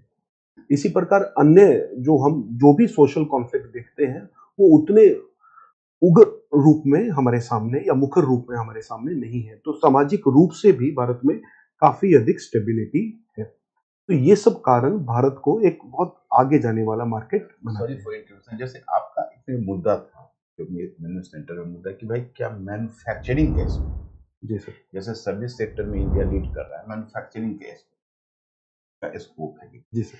यहाँ पर सौरभ सर से भी ये क्वेश्चन इनसे रिलेटेड होंगे, क्योंकि मैन्युफैक्चरिंग का स्पेस है क्या, इन्वायरमेंटल जो हमारा कमिटमेंट है उसमें क्या मैन्युफैक्चरिंग का बहुत स्पेस हमारे पास है? जी सर, मैन्युफैक्चरिंग का स्पेस हमारे पास है और अगर हम सस्टेनेबल डेवलपमेंट मैकेनिज्म या सस्टेनेबल डेवलपमेंट गोल्स की तरफ भी देखेंगे तो एक क्वालिटी लाइफस्टाइल या क्वालिटी लाइफ प्रदान करना या इकोनॉमिक डेवलपमेंट जिसका एक मीनिंग हो जाता है, उसमें मैन्युफैक्चरिंग का एक स्कोप है। लेकिन हाँ, हमें थोड़े से स्ट्रिक्ट लॉज लेके आने पड़ेंगे और जिस तरीके से भारत अभी कोल फ्री या ऑयल फ्री इकोनॉमी की तरफ बढ़ रहा है, अगले 20 सालों में बढ़ जाएगा और मैन्युफैक्चरिंग भी इतनी तेजी से नहीं बढ़ेगा अभी भी भारत में। अभी अगला 10 या 15 साल हमको उसको एक पीक तक ले जाने के लिए लगेगा। तो तब तक हमारे लिए ये होगा कि ग्रीन एनर्जी और ग्रीन सोलर एनर्जी या ग्रीन एनर्जी के बढ़ने के चांसेस भी बढ़ जाएंगे। जैसे नई गाड़ियां भी आ रही हैं या नए प्रकार की एनर्जी के सोर्सेज भी भारत में बढ़ रहे हैं, तो हमारे पास एनवायरमेंट रेस्ट्रिक्शंस, क्योंकि मैन्युफैक्चरिंग में सबसे बड़ा रिस्ट्रिक्शन हो जाता है ऑयल और कोल, उसकी बर्निंग। तो अगर हम धीरे धीरे इसको कम कर रहे हैं और ग्रीन एनर्जी को बढ़ा रहे हैं तो हमारे पास एक बड़ा स्कोप होगा कि हम केयर फ्री होकर के भी, एनवायरमेंट को सस्टेनेबल रख करके भी अपनी मैन्युफैक्चरिंग को पुश इन कर सकते हैं। तो टाइम बहुत लगेगा और आपको मैन्युफैक्चरिंग की जल्दबाजी है। जैसे आप तय कर लीजिए इन्वायरमेंटलिस्ट एंड इकोनॉमिस्ट की दोनों में तालमेल हो पाएगा? सर, अभी जो सरकार की नीतियां हैं अगर हम उनको देखें तो सरकार का एजेंडा काफी क्लियर है कि एनवायरनमेंट का एक हम मिनिमम एक्सेप्टेबल गोल लेकर चलेंगे, उसको फॉलो करेंगे और विद इन दैट गोल उसके अनुपात में जितना भी हम मैक्सिमाइज कर सकेंगे मैन्युफैक्चरिंग के ग्रोथ को वो हम करेंगे। और इस क्षेत्र में इनफैक्ट अब हम टॉपिक में जो दूसरा आयाम था उसकी बात भी करेंगे, क्योंकि फ्लाइंग इस फिनोमिना में एक और बात थी कि काफी सारे देश सीधा एग्रीकल्चर से सर्विसेज में मूव कर गए और वहां मैन्युफैक्चरिंग का एक्सपेंशन नहीं हो सका। तो इस विषय में भी हम एक छोटा सा समझेंगे कि भारत में भी ऐसा क्यों हुआ अन्य देशों की तरह। तो मैन्युफैक्चरिंग सेक्टर का एक बहुत बड़ा चैलेंज है कि मैन्युफैक्चरिंग में कैपिटल बहुत अधिक लगता है, जो पूंजी है वो बहुत अधिक शुरुआत में लगती है, जबकि सर्विसेज में ये चैलेंज नहीं है। सर्विसेज में आप बहुत कम पैसे से बिजनेस को शुरू कर सकते हैं कंपेरेटिवली।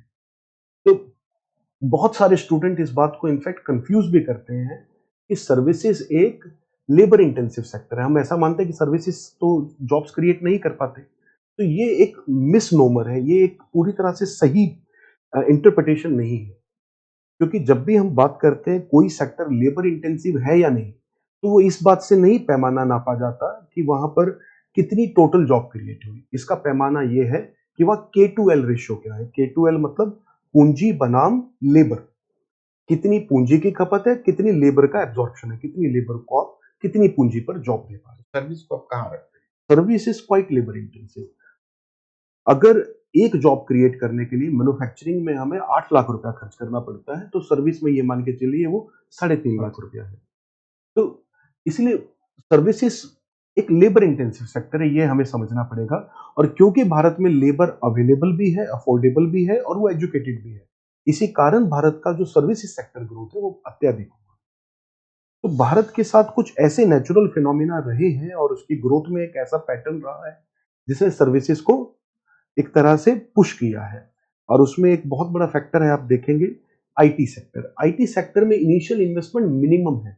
अगर एक एम्प्लॉय को आपको काम करने के लिए ज्वाइन कराना है तो आपको उसको सिर्फ एक लैपटॉप देना है या एक कंप्यूटर देना है और एक छोटा ऑफिस स्पेस देना है। उसकी जगह एक अगर फैक्ट्री वर्कर को आपको ज्वाइन कराना हो तो उसका कॉस्ट 10 टाइम्स 10 गुना ज्यादा है। इसी कारण से आईटी में क्योंकि पर वर्कर इन्वेस्टमेंट बहुत कम है, तो हम बहुत बड़ा हेडकाउंट हायर करके और इमीडिएटली जॉब क्रिएट कर। यही कारण था कि भारत में बहुत तेजी से आईटी सेक्टर का या इस प्रकार के अन्य सेक्टर जहां प्रति व्यक्ति कॉस्ट बहुत कम है, उनका विकास होता गया। इनफैक्ट आप कॉलेजेस में भी देखेंगे तो ये इंटरेस्टिंग है कि जब आप आईटी में काम करते हैं तो आपके पास आपका इक्विपमेंट 40-50 हजार रुपए में तैयार है। आपको हैंड्स ऑन एक्सपीरियंस मिलता है, आप कंप्यूटर पर काम करके सीखते हैं। जबकि अन्य इंजीनियरिंग के विद्यार्थी के साथ ऐसा नहीं होता। अगर आप इलेक्ट्रॉनिक्स इंजीनियर है या इलेक्ट्रिकल इंजीनियर है, हार्डली देश के चुनिंदा 50-40 कॉलेज को छोड़ दें तो कहीं पर भी उस तरह की लेबोरेटरी या लैब नहीं होते कि उनको हैंड्स ऑन इक्विपमेंट पे काम करने का मौका मिले। और अगर हम एरोनॉटिक्स या कहीं मैकेनिकल इंजीनियरिंग की बात करें तो वहां तो टॉप 15 कॉलेज के बाहर ही ये स्थिति नहीं है कि विद्यार्थी किसी एरोप्लेन के इंजन पे एक्चुअली काम कर पाए या उसके एरोडायनामिक्स को स्टडी कर पाए या इस तरह की लैब हो जो एयर रेजिस्टेंस या उनको स्टडी कर पाने में कुछ डिटेल दे पाए। तो ये सारे फैक्टर इसलिए भारत में हमेशा से आईटी को एक फेवर देते आए और यही कारण था इंजीनियरिंग कॉलेजेस ने भी आईटी की सीट्स को बहुत तेजी से बढ़ाया। तो क्योंकि लेबोरेटरी एस्टेब्लिश करना बहुत चीप है। अच्छा, अब एक दूसरे मुद्दा पर हम लोग आते जी हैं। सर। एक्चुअली इसमें तो आपने बहुत क्या कहते हैं, बहुत स्कॉलरली आपने इसका आंसर किया और बच्चे इसको समझ भी गए। लेकिन फिर एक टॉपिक आज हम लोग कर रहे हैं, जी सर। पिछले वीक से ही अवेटेड है, जैसे इनइक्वालिटी और ग्रोथ को लेकर। मतलब कुछ लोगों का मानना है कि इनइक्वालिटी डिजायरेबल है अगर ग्रोथ हो रहा है, जी सर। कुछ लोगों का मानना है कि ग्रोथ मीनिंगलेस है अगर इक्वलिटी नहीं हो रही। जी सर। और खास के इस इलेक्शन के बाद ये विवाद काफी तेजी से बढ़ा है, क्योंकि इस गवर्नमेंट ने जिस तरह से आप देखते हैं कि हम लोग सुनते आ रहे थे, जितना हाइप क्रिएट किया कि भाई 2047 में हम लोग एक विकसित भारत का जी नारा सर। देते आ रहे थे। दूसरी तरफ कंजम्पशन डेटा भी ठीक ठाक ही आ रहा था, लेकिन फिर उसके बाद मार्केट में अचानक से जो डेटा नए आने लगे, उसमें हुआ कि इनइक्वालिटी पहले की तुलना में बढ़ी और अनएम्प्लॉयमेंट बढ़ा है। जी सर। और फिर जो इलेक्शन में गवर्नमेंट को थोड़ा से सेटबैक लगा, उससे ऐसा लगता है कि कुछ लोग बहुत खुश नहीं है इस जी सर। पैटर्न ऑफ डेवलपमेंट से। तो इसमें आप ग्रोथ और इनइक्वालिटी का संक्षिप्त में जी थोड़ा सर। सा आप प्रिसाइजली बताइए कि जी सर। इसमें इसको हम कैसे लें। तो अगर हम किसी भी विषय में उनका इंटर रिलेशनशिप समझना चाहते हैं तो सबसे पहले जानना होगा सिद्धांत क्या कहता है। इस विषय में जो हमारा सिद्धांत है, जो एक थ्योरी इन दोनों के बीच में डायरेक्ट रिलेशनशिप की बात करती है, वो है कूजनेट्स कर्व। तो साइमन कूजनेट्स हमारे तीसरे नोबेल लॉरिएट थे। उन्होंने एक थ्योरी दी थी और वो थ्योरी भी नहीं थी, इनफैक्ट वो डेटा एनालिसिस था। तो उस पर आप ये भी आर्ग्यू नहीं कर सकते कि आप सही या गलत है। उन्होंने यूरोप को 150 साल तक स्टडी किया, मतलब 150 साल के डेटा को स्टडी किया और उस डेटा को स्टडी करके उन्होंने निष्कर्ष निकाला कि लगभग सभी वो देश जहां इंडस्ट्रियल रेवोल्यूशन हुआ या उसका बेनिफिट हुआ, 1750 में हुआ, 60 में हुआ या 1810 तक, जिस देश में भी इंडस्ट्रियल रेवोल्यूशन स्टार्ट हो गया, वहां इनइक्वालिटी शुरुआत के 50-40 साल में बहुत तेजी से बढ़ी। उसके बाद इनइक्वालिटी के बढ़ने की दर कम हो गई और अंत में एक समय आते आते ऐसा हुआ कि इनइक्वालिटी कम होने लगी। तो इसको इन्वर्टेड यू शेप कर्व भी कहा जाता है। इनइक्वालिटी इस तरह पहले बढ़ रही है, फिर धीरे धीरे नीचे गिर रही है। तो हम ये देखते हैं पर कैपिटा इनकम, प्रति व्यक्ति आय जब बढ़ती है तो शुरुआत में इनइक्वालिटी हर देश में बढ़ी है, और जब उन देशों ने एक मिनिमम लेवल, एक थ्रेशोल्ड को क्रॉस किया, जो कि आज की इनकम के लेवल पे देखें, आज के प्राइसेस पे देखें, तो लगभग 12 से 13 हजार डॉलर पर पर्सन इनकम को उन्होंने क्रॉस किया, जहां थ्रेशोल्ड को, वहां पर उन देशों ने देखा कि इनइक्वालिटी अब बहुत कम तेजी से बढ़ रही थी, और जहां वो थ्रेशोल्ड 20 हजार डॉलर को क्रॉस कर गया, वहां इनइक्वालिटी उसके बाद कम होने लगी। तो इसके बहुत सारे कारण भी हैं कि लेबर जो है वो एक्सपेंसिव होती गई और मिडिल क्लास का साइज बढ़ने लगा। जब इंडस्ट्रियल रेवोल्यूशन हुआ तो दो ही क्लास होती थी, एक पूंजीपति और एक मजदूर, किंतु उसके बाद धीरे धीरे बीच में जो मैनेजमेंट है उसका साइज बढ़ने लगा, क्लरिकल व्हाइट कॉलर जॉब्स बढ़ने लगे, और इवेंचुअली एक स्टेज आई कि जो हमारा ब्लू कॉलर है वो छोटा हो गया। मैं वेस्टर्न इकोनॉमीज के कॉन्टेक्स्ट में कहूँ तो व्हाइट कॉलर का साइज बढ़ता चला गया। ये एक बहुत बड़ा कारण है कि इनइक्वालिटी कम हुई। तो इस संदर्भ को देखें और इससे अगर हम कुछ इंटरप्रिटेशन करें तो भारत अभी वो बहुत शुरुआती स्टेज में है, और इनइक्वालिटी का बढ़ना बड़ा नेचुरल भी उस केस में माना जा सकता है, जो कि अगर कोई भी देश अभी भारत की प्रति व्यक्ति आय हम देखें तो अभी $2,500 है, तो भारत को अभी बहुत आगे जाना है। और इसमें इनइक्वालिटी, आप कोई भी पॉलिसी ले आइए, कुछ भी बदलाव कर लीजिए, थोड़ा बहुत इनइक्वालिटी बढ़ेगा। और आज तो एक इंटरेस्टिंग फिनोमिना ये भी है कि ग्लोबलाइजेशन आने के बाद जिस तरह से इतने सारे MNC, mega MNC in fact emerge हुए हैं, इनइक्वालिटी आज यूरोप में भी बढ़ने लगा है। इवन उन देशों में जहां इनइक्वालिटी एक समय पर मान लिया गया था कि कंट्रोल हो चुका है, जैसे कि फ्रांस, जैसे कि लग्जमबर्ग, जैसे कि स्वीडन, इवन इन देशों में भी आज इनइक्वालिटी बढ़ रही है, असमानता का विस्तार हो रहा है। तो इससे भारत के लिए बचना बहुत कठिन होगा, और अगर हम इसको टारगेट करके पॉलिसी बनाने लगेंगे तो हमारे लिए बहुत कठिन हो जाएगा। तो हमें ये ध्यान रखना पड़ेगा कि असमानता थोड़ी बहुत रहेगी, किंतु उसका दुष्प्रभाव एक बहुत अधिक जनसंख्या पर ना हो, और बहुत अधिक जनसंख्या उससे वंचित ना रहे। तो एक इंक्लूसिव ग्रोथ, जो एक शब्द प्रयोग किया जाता है, उसके कॉन्टेक्स्ट में हमें ग्रोथ को देखना होगा कि ग्रोथ तो जरूरी है। ग्रोथ के बिना तो हम पॉवर्टी या किसी भी प्रॉब्लम को सॉल्व कर ही नहीं पाएंगे। हमने रिकॉर्ड संख्या में गरीबों को गरीबी रेखा से या जनसंख्या को गरीबी रेखा से ऊपर निकाला, तो ये सब संभव नहीं था अगर ग्रोथ रेट या विकास दर कमजोर रहती। तो इनइक्वालिटी को कंट्रोल करने के लिए ग्रोथ को सेक्रीफाइस करना या ग्रोथ का त्याग कर देना, ये कभी भी एक बहुत अच्छी पॉलिसी नहीं मानी गई, और इसका आज तक हमारे पास कोई ट्रैक रिकॉर्ड नहीं है कि ये किसी देश के लिए बहुत लंबे समय तक कारगर रही हो। छोटे समय के लिए हो सकता है ये कुछ देशों में रिजल्ट दे दे, किंतु लंबे समय में ये कारगर नहीं रही है। अब जब हम असमानता में एक और बात देखते हैं तो असमानता में एक बड़ा डिबेट है, जो कि सर ने भी बात छेड़ी थी कि अमर्त्य सेन और जगदीश भगवती, ये दो अलग अलग पोल है, ये दो अलग अलग स्तंभ है, जहां से असमानता को लेके एक अलग अलग पर्सपेक्टिव है। असमानता जगदीश भगवती भी कहते हैं कि कम होनी चाहिए, और अमर्त्य सेन भी कहते हैं कम होनी चाहिए, लेकिन दोनों का पर्सपेक्टिव, दोनों का दृष्टिकोण बिल्कुल अलग है। जहां जगदीश भगवती का पर्सपेक्टिव है, उनका दृष्टिकोण है इक्वालिटी ऑफ अपॉर्चुनिटी होना चाहिए। अमर्त्य सेन धीरे धीरे इस बात की ओर निकल गए कि इक्वालिटी ऑफ आउटकम होना चाहिए। मतलब आज अगर मैं एक एग्जाम दे रहा हूं या मैं अपने जीवन में कुछ करना चाहता हूं, तो मेरे पास भी उतने ही मौके हैं जितने किसी भी XYZ व्यक्ति के पास है। अगर एग्जैक्टली बराबर नहीं है तो लगभग फेयर, थोड़ा बहुत फेरबदल के साथ हमारे पास एक मौका है। जबकि अमर्त्य सेन ये का जो थ्योरी है वो ये तो कहती है कि इक्वालिटी ऑफ अपॉर्चुनिटी तो जरूरी है, किंतु उसके बाद इक्वालिटी ऑफ आउटकम भी होना चाहिए। मतलब जो लोग दौड़ में पीछे रह गए उनको फिर सरकार सहायता भी दे और उनके जीवन स्तर को एक मिनिमम लेवल पर भी लेकर जाए। तो अमर्त्य सेन ये चीज उसमें ऐड कर देते हैं। तो मैं थोड़ा सा इन दोनों पर्सपेक्टिव पे 2-2 मिनट लेकर एक्सप्लेन करूंगा। तो इनइक्वालिटी के क्या लाभ हैं और उससे क्या समस्याएं हैं, बस इन दोनों मुद्दों पर मैं प्रकाश डालूंगा। इनइक्वालिटी अगर हम देखें तो कुछ रूप में बहुत आवश्यक भी है। नेचर ने किसी को भी एग्जैक्टली इक्वल नहीं बनाया, हम सबकी क्षमताओं में एक थोड़ा थोड़ा डिफरेंस है, और हम सबके कंसंट्रेशन में, हम सबकी एबिलिटी में, उसमें भी हमेशा एक डिफरेंस रहता है। तो उसके बेसिस पर जो व्यक्ति अधिक क्षमतावान है, जो व्यक्ति अधिक परिश्रमी है, क्या उसे लाभ नहीं मिलना चाहिए? और क्या उसका सामाजिक स्तर, आर्थिक स्तर उन लोगों से अच्छा नहीं होना चाहिए जिन्होंने अपने जीवन में उतना परिश्रम नहीं किया। तो कहीं ना कहीं अगर हम एक मेरिट बेस्ड सोसाइटी की परिकल्पना करते हैं तो उसमें थोड़ा बहुत इनइक्वालिटी जरूर होगा, नहीं तो वो मेरिट बेस्ड सोसाइटी नहीं रहेगी। दूसरा, एक हम हमेशा टर्म का प्रयोग करते हैं सोशल मोबिलिटी, कि आप समाज में नीचे से ऊपर की ओर कितना तेजी से और कितना स्मूथली उठ सकते हैं।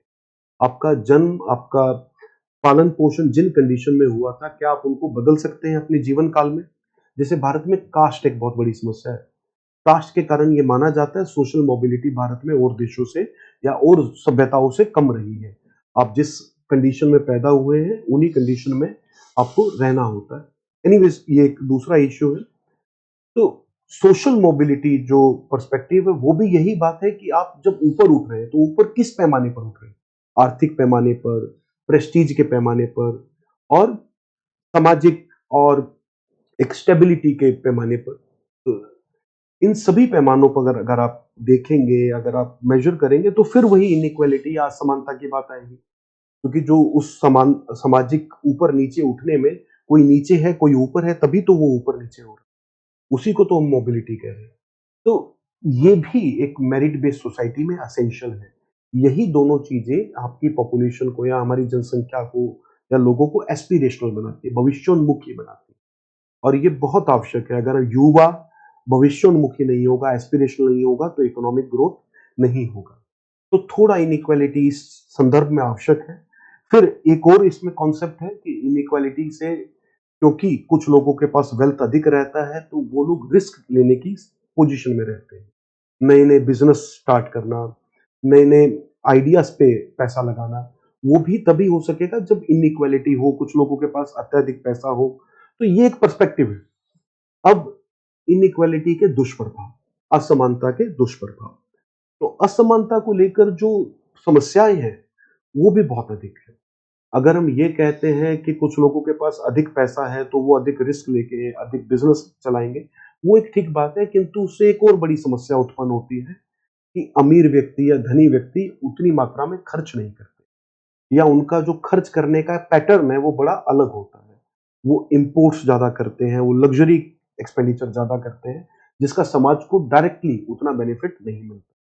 और दूसरी जनसंख्या के लिए भी वो एक प्रकार का डेमोन्स्ट्रेशन इफेक्ट पैदा करता है। मतलब जहां लोग उनको देखकर वेस्टफुल एक्सपेंडिचर, फालतू खर्च, फिजूल खर्ची शुरू करते हैं। तो इनइक्वालिटी से ये डेमोन्स्ट्रेशन इफेक्ट बढ़ता है। दूसरा, एक और समस्या है कि जब इनइक्वालिटी अत्यधिक होती है तो कहीं ना कहीं धीरे धीरे वो सोशल स्टेबिलिटी को भी, जो हमारा एक सामाजिक स्थिरता है, उसको भी नेगेटिवली प्रभावित करता है। तो जब सामाजिक स्थिरता नहीं होगी तो भी ग्रोथ प्रभावित होगी। तो ये भी एक पर्सपेक्टिव है। फिर राजनीतिक स्थिरता भी प्रभावित होगी। तो अगर असमानता एक लिमिट के बियॉन्ड बढ़ेगी तो अल्टीमेटली वो ग्रोथ को नेगेटिवली अफेक्ट भी करेगी। तो अब मैं संक्षेप में अगर इसको समअप करूं तो वो ये है कि इनइक्वालिटी या असमानता एक लेवल तक, जब तक वो एक मेरिट बेस्ड सोसाइटी को प्रमोट कर सकती है, तब तक टॉलरेबल भी है। मतलब हम उसे वेलकम करेंगे, हम उसे मानेंगे कि ये हमारे समाज के लिए एक उपयोगी चीज है। किंतु जब वो उस एक मिनिमम लेवल को ब्रीच करके या उसको पार करके इतना अधिक हो जाएगा कि लोगों को वाकई में ये महसूस होने लगेगा हम वंचित हैं और हमें जीवन में आगे बढ़ने का मौका नहीं मिल रहा, या वो सोशल मोबिलिटी नहीं मिल रही, या कुछ लोग बहुत अधिक धनवान है और बाकी लोग बहुत अधिक निर्धन है, तब वो नेगेटिवली इफेक्ट भी करेंगे। तो इसमें यस और नो दोनों पर्सपेक्टिव है। इनइक्वालिटी एक लिमिट तक टॉलरेबल है। सोशल साइंस में येस और नो की हमेशा पहुंच। जैसे आपने जगदीश भगवती को कहा इक्वलिटी, मतलब उन्होंने कहा कि इक्वलिटी ऑफ अपॉर्चुनिटी। अब ये अपने आप में बड़ा रिलेटिव टर्म। अगर इक्वलिटी ऑफ अपॉर्चुनिटी काफी होता तो रिवर्स डिस्क्रिमिनेशन का कॉन्सेप्ट नहीं आता। तो इक्वलिटी ऑफ अपॉर्चुनिटी एग्जिस्ट नहीं करती। दूसरी बात है जो ग्रोथ है और इनइक्वलिटी है, तो सवाल ये उठता है कि जैसे टॉमस पिकेटी को आपने पढ़ा होगा या जोसेफ स्टिग्लिट्ज को पढ़ा होगा, तो सबसे बड़ी बात यह है कि जब आप कहते हैं ग्रोथ से इनइक्वलिटी, जैसे ग्रोथ होगा तो इनइक्वलिटी थोड़ा डिजायरेबल है, तो मुद्दा ये होता है कि जो प्रोडक्शन है, प्रोडक्शन में जो लेबर का कॉन्स्टिट्यूएंट कम होता जाए और कैपिटल का कॉन्स्टिट्यूएंट बढ़ता जाए। जी सर। इनइक्वलिटी तो फिर इनहेरेंट है कैपिटलिस्ट मॉडल में। जी सर। इसका तो कोई ना कोई सोल्यूशन ढूंढना होगा। एक बार अगर आप गरीब हो गए, तो जैसे कहते हैं सोशल मोबिलिटी, वो इसलिए मुश्किल है कि फिर आपको एजुकेशन की अपॉर्चुनिटी चली जाती है, स्किल डेवलपमेंट की अपॉर्चुनिटी जी सर। चली जाती है। तो क्या होता है कि once poor is always poor वाला कॉन्सेप्ट। जी सर। जी सर। तो तो अमर सिंह है, जैसे मैंने जहां तक समझा जी है, सर। आपका जी सर। सब्जेक्ट है, आपका एरिया है, उसमें दखल अंदाजी करने में क्षमा चाहूंगा। नहीं सर। जैसे हमने जहां तक समझा है कि 3 तरह की बातें हैं। एक तरह की बात नेहरू की थी कि हम ग्रोथ करेंगे, हम इकोनॉमिक रिडिस्ट्रीब्यूशन स्वयं होगा ट्रिकल डाउन से, जो जी नहीं सर। हुआ। जी सर। इंदिरा गांधी ने डायरेक्ट अटैक ऑन पॉवर्टी कहा, फिर सब्सिडी लागू हुआ, भाई हम सब्सिडाइज करेंगे। फिर बाद में सब्सिडी भी गलत है, क्योंकि अमीर और गरीब दोनों लाभान्वित होते हैं। अब शुगर पर सब्सिडी हुई तो अमीर भी खा रहे हैं, चीनी गरीब भी खा रहे जी हैं। सर। हुआ कि डायरेक्ट ट्रांसफर करते हैं, तो डायरेक्ट इनकम ट्रांसफर की बुराई आई। उसमें बुराई आई कि भाई आप डायरेक्ट इनकम ट्रांसफर कर रहे हो मेडिसिन के लिए, वो आदमी उसका मदिरा पी रहा है, जी सर। जिसका आपको कोई मॉनिटर करने का, सिर्फ उसमें आपको ये पता चलेगा कि टारगेट ग्रुप के पास पहुंच गया। टारगेट ग्रुप का यूज कैसे कर रहा है वो कैसे आप जाने। जी सर। तो जो अमर सेन का मेथड है, उनका कहना है कि हेल्थ और एजुकेशन में आप इन्वेस्ट करिए, गरीबों तक शिक्षा को पहुंचाइए। पैसा को पहुंचा क्या करें, पैसे तो फिर वो वेस्ट हो जाएंगे, पैसा पैसा को फिर जन्म नहीं देगा, डोल से नहीं कुछ होगा। जी सर। आप उनको एजुकेशन और हेल्थ दीजिए, उनमें स्किल डेवलपमेंट होगा और वो धीरे धीरे वो गरीबी से मुक्त। जी सर। तो जहां तक मैं समझ रहा हूं आपकी इकोनॉमी 3 पैटर्न। जी सर। तो सर इसमें अमर्त्य सेन वाला जो कॉन्सेप्ट है ना, जो उनकी 70s 80s का जो वर्क था, उसको मेन स्ट्रीम एक्सेप्टेंस मिल चुका है। मतलब जो आज जगदीश भगवती है या मिल्टन फ्रीडमैन है, इस तरह के इकोनॉमिस्ट उसको एक्सेप्ट कर चुके हैं। इक्वालिटी ऑफ अपॉर्चुनिटी का जो उनका कॉन्सेप्ट है, आज उसमें एजुकेशन हेल्थ इनहेरेंट है। मतलब एजुकेशन हेल्थ और वेलफेयर स्टेट उन्होंने मान लिया है कि हमें देना ही होगा। और इस बीच अमर्त्य सेन जहां से स्टार्ट हुए थे उससे बहुत आगे निकल गए। वो इसमें यूबीआई और डायरेक्ट बेनिफिट ट्रांसफर और बहुत सारी तरह की कैश सब्सिडीज और इनकम सपोर्ट सिस्टम पर चले गए, जहां उन्होंने मनरेगा को भी सपोर्ट किया और उसका एक आइडिया रखा। तो हर एक को जॉब गारंटी देना, मिनिमम वर्क देना, इनकम इंश्योर करना। तो इस सेंस में हम कह रहे हैं कि Amartya Sen equality of opportunity से ही उन्होंने स्टार्ट किया था और धीरे धीरे वो सेंट्रिस्ट अप्रोच हो गया था लेफ्टिस्ट से, लेकिन अमर सेन मनरेगा से बहुत खुश नहीं है। क्योंकि उसको और अधिक ग्रुप में अमर सिंह को चाहिए हेल्थ और एजुकेशन सेक्टर में इन्वेस्टमेंट। आप कितना हेल्थ में कर रहे हैं? इंडिया जैसे कंट्री में आपका ओवर जीडीपी का ओवर और हेल्थ में कितना है कंट्री? मुझे लगता है 2.5% होगा, 3% जी सर, इतना ही होगा। जी सर। एजुकेशन में 6% का टारगेट हमने रखा हुआ, कितना जीडीपी का हो रहा है? सर जो 6% है वो प्राइवेट प्लस पब्लिक है, और जब हम 2.5% की बात करते हैं वो that is only in government budget. तो अगर हम पब्लिक प्राइवेट दोनों को जोड़ ले तो हम शायद 4%, 3.5 से 4% एजुकेशन में। एजुकेशन इन भारत जैसे देश के लिए ना काफी नहीं, ना काफी है सर। तो मतलब ये है कि मनरेगा वो डोल्स है। मनरेगा आपको आज की रोटी वो खा के कल सो जाएंगे, लेकिन उनका बच्चे को तो सिक्योरिटी मनरेगा से नहीं थी ना। आप उनके बच्चे को सिक्योरिटी दीजिए। तो अमर सेन का जो कॉन्सेप्ट है वो बहुत आगे तक है, उन्होंने एथिक्स और इकोनॉमिक्स को जोड़ा है। जी सर। तो मुझे लगता है कि इंडिया, इसीलिए इंडिया जैसी कंट्री में अमर सेन का रेलिवेंस मुझे लगता है कि बहुत ज्यादा है। नहीं सर, वो आप बिल्कुल ठीक कह रहे हैं। एक्चुअली इसमें बीच में थोड़ा चेंज हुआ है। अमर्त्य सेन की जितनी थ्योरी पॉपुलर है वो थ्योरी उन्होंने 80s में लिखी, और उसकी जो पॉपुलर बुक्स उनका नोबेल प्राइज मिला वो सब 90s तक हो चुका था। तब से गोल पोस्ट और वो चेंज हो चुका है। लिबरलाइजेशन के बाद हो गया। हाँ। तो जैसे पहले के इकोनॉमिस्ट डिस्क्रेडिटेड हुए, उसमें अमर सेन भी हो गए, क्योंकि अब तो वो है कि जो प्रॉफिट, जो ग्रोथ की बात जितना करेगा वो इकोनॉमिस्ट को ज्यादा प्राइज होता है। लेकिन इसमें भी तो आपको एक है, आपके जो गुरु, आप तो डी स्कूल ऑफ इकोनॉमिक्स के प्रोडक्ट रहे, आपके गुरु अभिजीत बनर्जी, जी सर, आपने पढ़ा है ना उनसे? जी सर। उनको भी तो नोबेल प्राइज मिला, वो भी तो प्रो पुअर अप्रोच है। सर प्रो पुअर में कोई प्रॉब्लम नहीं है। इनफैक्ट वही मैं कह रहा हूं कि जो आइडिया पहले थोड़ा लेफ्टिस्ट माना जाता था, धीरे धीरे वो सेंट्रिस्ट हो गया। उस पर राइट विंग भी आज एक्सेप्ट हो गया। वो धीरे धीरे एक पूरा पॉलिटिकल स्पेक्ट्रम शिफ्ट कर रहा है हमारा। ये हम इनफैक्ट 90s से देखेंगे कि पहले हम प्रो माइग्रेंट बात नहीं करते थे, हम बात करते थे बॉर्डर सिक्योरिटी की, और लेफ्ट भी कहीं ना कहीं इस पे एग्री करता था। फिर धीरे धीरे ह्यूमन राइट्स की पर्सपेक्टिव आया, फिर धीरे धीरे आया हम असाइलम देंगे, फिर असाइलम को राइट विंग ने भी मान लिया। फिर वो उससे अगली पोजीशन को उन्होंने एस्टेब्लिश कर दी कि अब असाइलम नहीं, हम फ्री, हम इकोनॉमिक माइग्रेंट्स को भी लेंगे। तो आज लेफ्ट फ्री ओपन बॉर्डर्स की भी बात करता है। तो लेफ्ट ने अपना जो पोजीशन है वो आगे शिफ्ट किया है, और जो राइट विंग था वो भी सेंटर की तरफ काफी हद तक चलिए, जाता है। आज इतना ही इकोनॉमी पर बहस हम लोगों के जी बीच, सर। क्योंकि आपका जैसे गोल है जो हम ये 2024 व 2025 का बजट जी सर। अपने क्लास के बच्चे को बनाना, जी सर। बस यहीं पर बात रही। जी और सर। आगे का हम लोग तैयारी, और इधर आरपी सर हैं, वो एक हिंदुस्तान में एक सबसे बड़ी कमी है संवैधानिक साक्षरता की, तो कॉन्स्टिट्यूशनल लिटरेसी सबसे बड़ी। मैं बात करता हूँ, हिस्ट्री की बात करता हूँ, तो मुझे आश्चर्य होता है कि बच्चों को इन्वायरमेंट के बारे में पता नहीं होता, इकोनॉमी के बारे में पता नहीं होता, पॉलिटी के बारे में पता नहीं होता। इसीलिए हम जीएस लेकर ही इसीलिए आए, जब हम पूरी टीम रहे और सभी लोग मतलब बिल्कुल ही विपनाइज होके हर फ्रंट पर, आपको पॉलिटी की जरूरत है यहाँ आइए, इकोनॉमी की जरूरत है यहाँ आइए, साइंस टेक इन्वायरमेंट की जरूरत है यहाँ जाइए, हिस्ट्री कल्चर है यहाँ आइए। तो मतलब हर जरूरतें आपकी पूरी हो, कहीं हमारी टीम में कोई कसर न रह जाए। तो अब हम सौरभ सर के पास आ रहे हैं, और सौरभ सर का टॉपिक तो कई है वैसे, लेकिन पहला टॉपिक है कि पापुआ न्यू गिनी में अभी एक लैंडस्लाइड की घटना हुई, भूस्खलन है। खैर वो तो दुनिया में होती ही रहती है, कोई बड़ी बात नहीं, फॉरेस्ट फायर ये सब बहुत आम बात हो गई। ये जो भूस्खलन है वो भारत उसका बहुत ही प्रोन है, जैसे उत्तराखंड में भी हो चुका है और होता रहा है। फिर सुरंग में दब जाना, ये आम बातें, आम घटनाएं होती है। नॉर्थ ईस्ट का प्रॉब्लम है, बल्कि मैदानी भाग में भी अब ये प्रॉब्लम हो गया।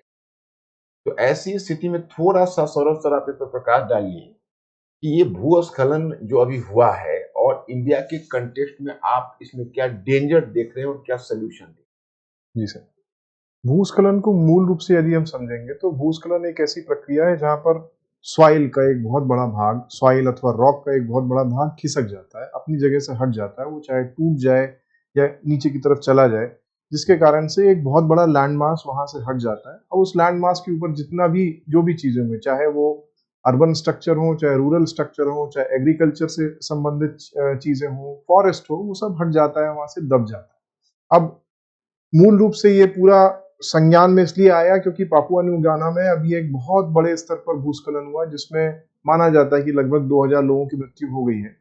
और 27 मई की ये घटना है। और उस भूस्खलन में मूल रूप से मूल कारण माना गया कि वहां पर भूकंप अथवा अर्थक्वेक की परिस्थिति बनी रहती है, क्योंकि वो पूरा क्षेत्र एक पैसिफिक रिंग ऑफ फायर का क्षेत्र है।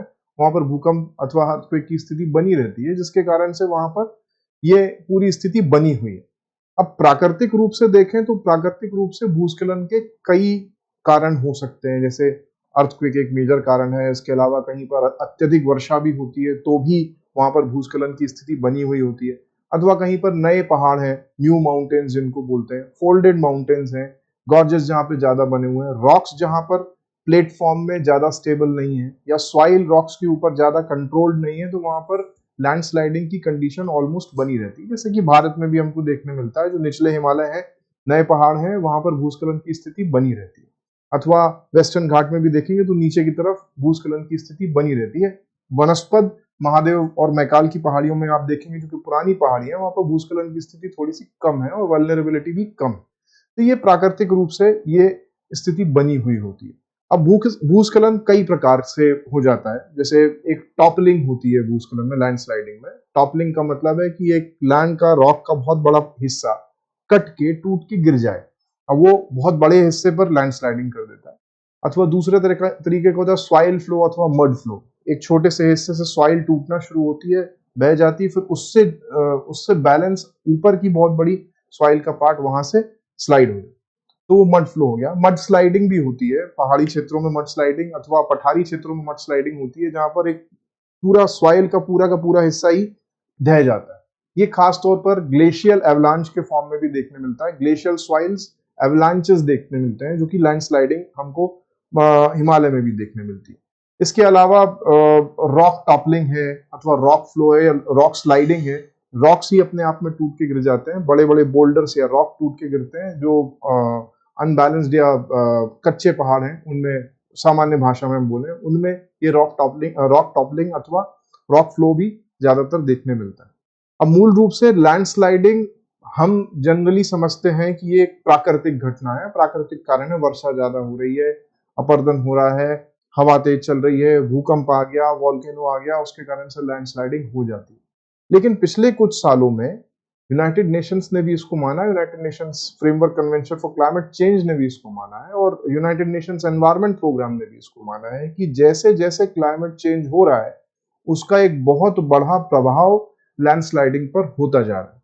ये 2009 का एक रिपोर्ट भी है कि ऑस्ट्रिया में 2009 में लगभग 900 से अधिक छोटे और बड़े लैंडस्लाइडिंग की घटनाएं देखने मिली, और वो लैंडस्लाइडिंग की घटनाएं लगभग 14 से 18% कम होती यदि क्लाइमेट जो पूर्व स्थिति में था वैसा होता। तो क्लाइमेट चेंज भी कहीं ना कहीं एक बहुत मुख्य रूप से लैंडस्लाइडिंग के लिए एक बहुत बड़ा रीजन बन जाता है। कैसे बन जाता है? क्लाइमेट चेंज होगा तो इंटेंसिव रेनफॉल हो जाएगा। जिन जगहों पर रेनफॉल की फ्रीक्वेंसी पहले थी वैसी फ्रीक्वेंसी तो चेंज होगी, साथ साथ में इंटेंसिटी बढ़ जाती है कई जगहों पे। जैसे उत्तरकाशी की बात हम भारत में करते हैं, बद्रीनाथ की बात करते हैं, क्लाउड बस्ट हुआ, फ्लडिंग हुई, फ्लडिंग के बाद ग्लेशियल फ्लडिंग के बाद एक लैंड मूवमेंट हुआ, स्लाइडिंग हुई, और वो एक बहुत बड़ा डिजास्टर हमको देखने मिला उत्तरकाशी में। ऐसा ही ऑस्ट्रिया में भी हुआ है, ऐसा ही और जगहों पर भी हुआ है कि जैसे जैसे क्लाइमेट चेंज इंटेंसिव रेनफॉल की तरफ जाता है, लैंडस्लाइडिंग की जो जितनी घटनाएं हैं वो बढ़ जाती है। दूसरी तरफ जैसे जैसे क्लाइमेट चेंज होगा ये वाटर क्लाइमेट साइकिल भी चेंज हो जाएगी। भारत सरकार ने भी इस बार इसको माना है कि जिससे जैसे हमारी जो वर्षा मौसम चक्र है इसका परिवर्तन हो रहा है, इसके कारण से कई जगह सूखी और कई जगह अत्यधिक नमी क्षेत्र बन जा रहे हैं, जिसके कारण से मृदा अथवा सॉइल का बिखरना, टूटना, कटाव ये बढ़ता जाएगा। तो इसके कारण से भी होगा। नदियों वाले क्षेत्रों में भी हम देखेंगे तो जो उनके बांध है उनका कटाव भी बढ़ता जा रहा है, जिसके कारण से तटवर्ती जगहों पर स्लाइडिंग की घटनाएं बढ़ती जाती हैं। बिहार में तो ये हमको अधिकतर देखने मिलता है, दामोदर और कोसी के आसपास की जगहों पर कटाव बहुत अत्यधिक है और बांध कटाव अत्यधिक है, उसके कारण से लैंडस्लाइडिंग आसपास के क्षेत्रों में भी हो रही है, फ्लडिंग भी हो रही है, और फ्लडिंग के कारण से भी कटाव होता है, कटाव के कारण से फ्लडिंग भी होती है, दोनों आपस में इंटररिलेटेड हो जाते हैं।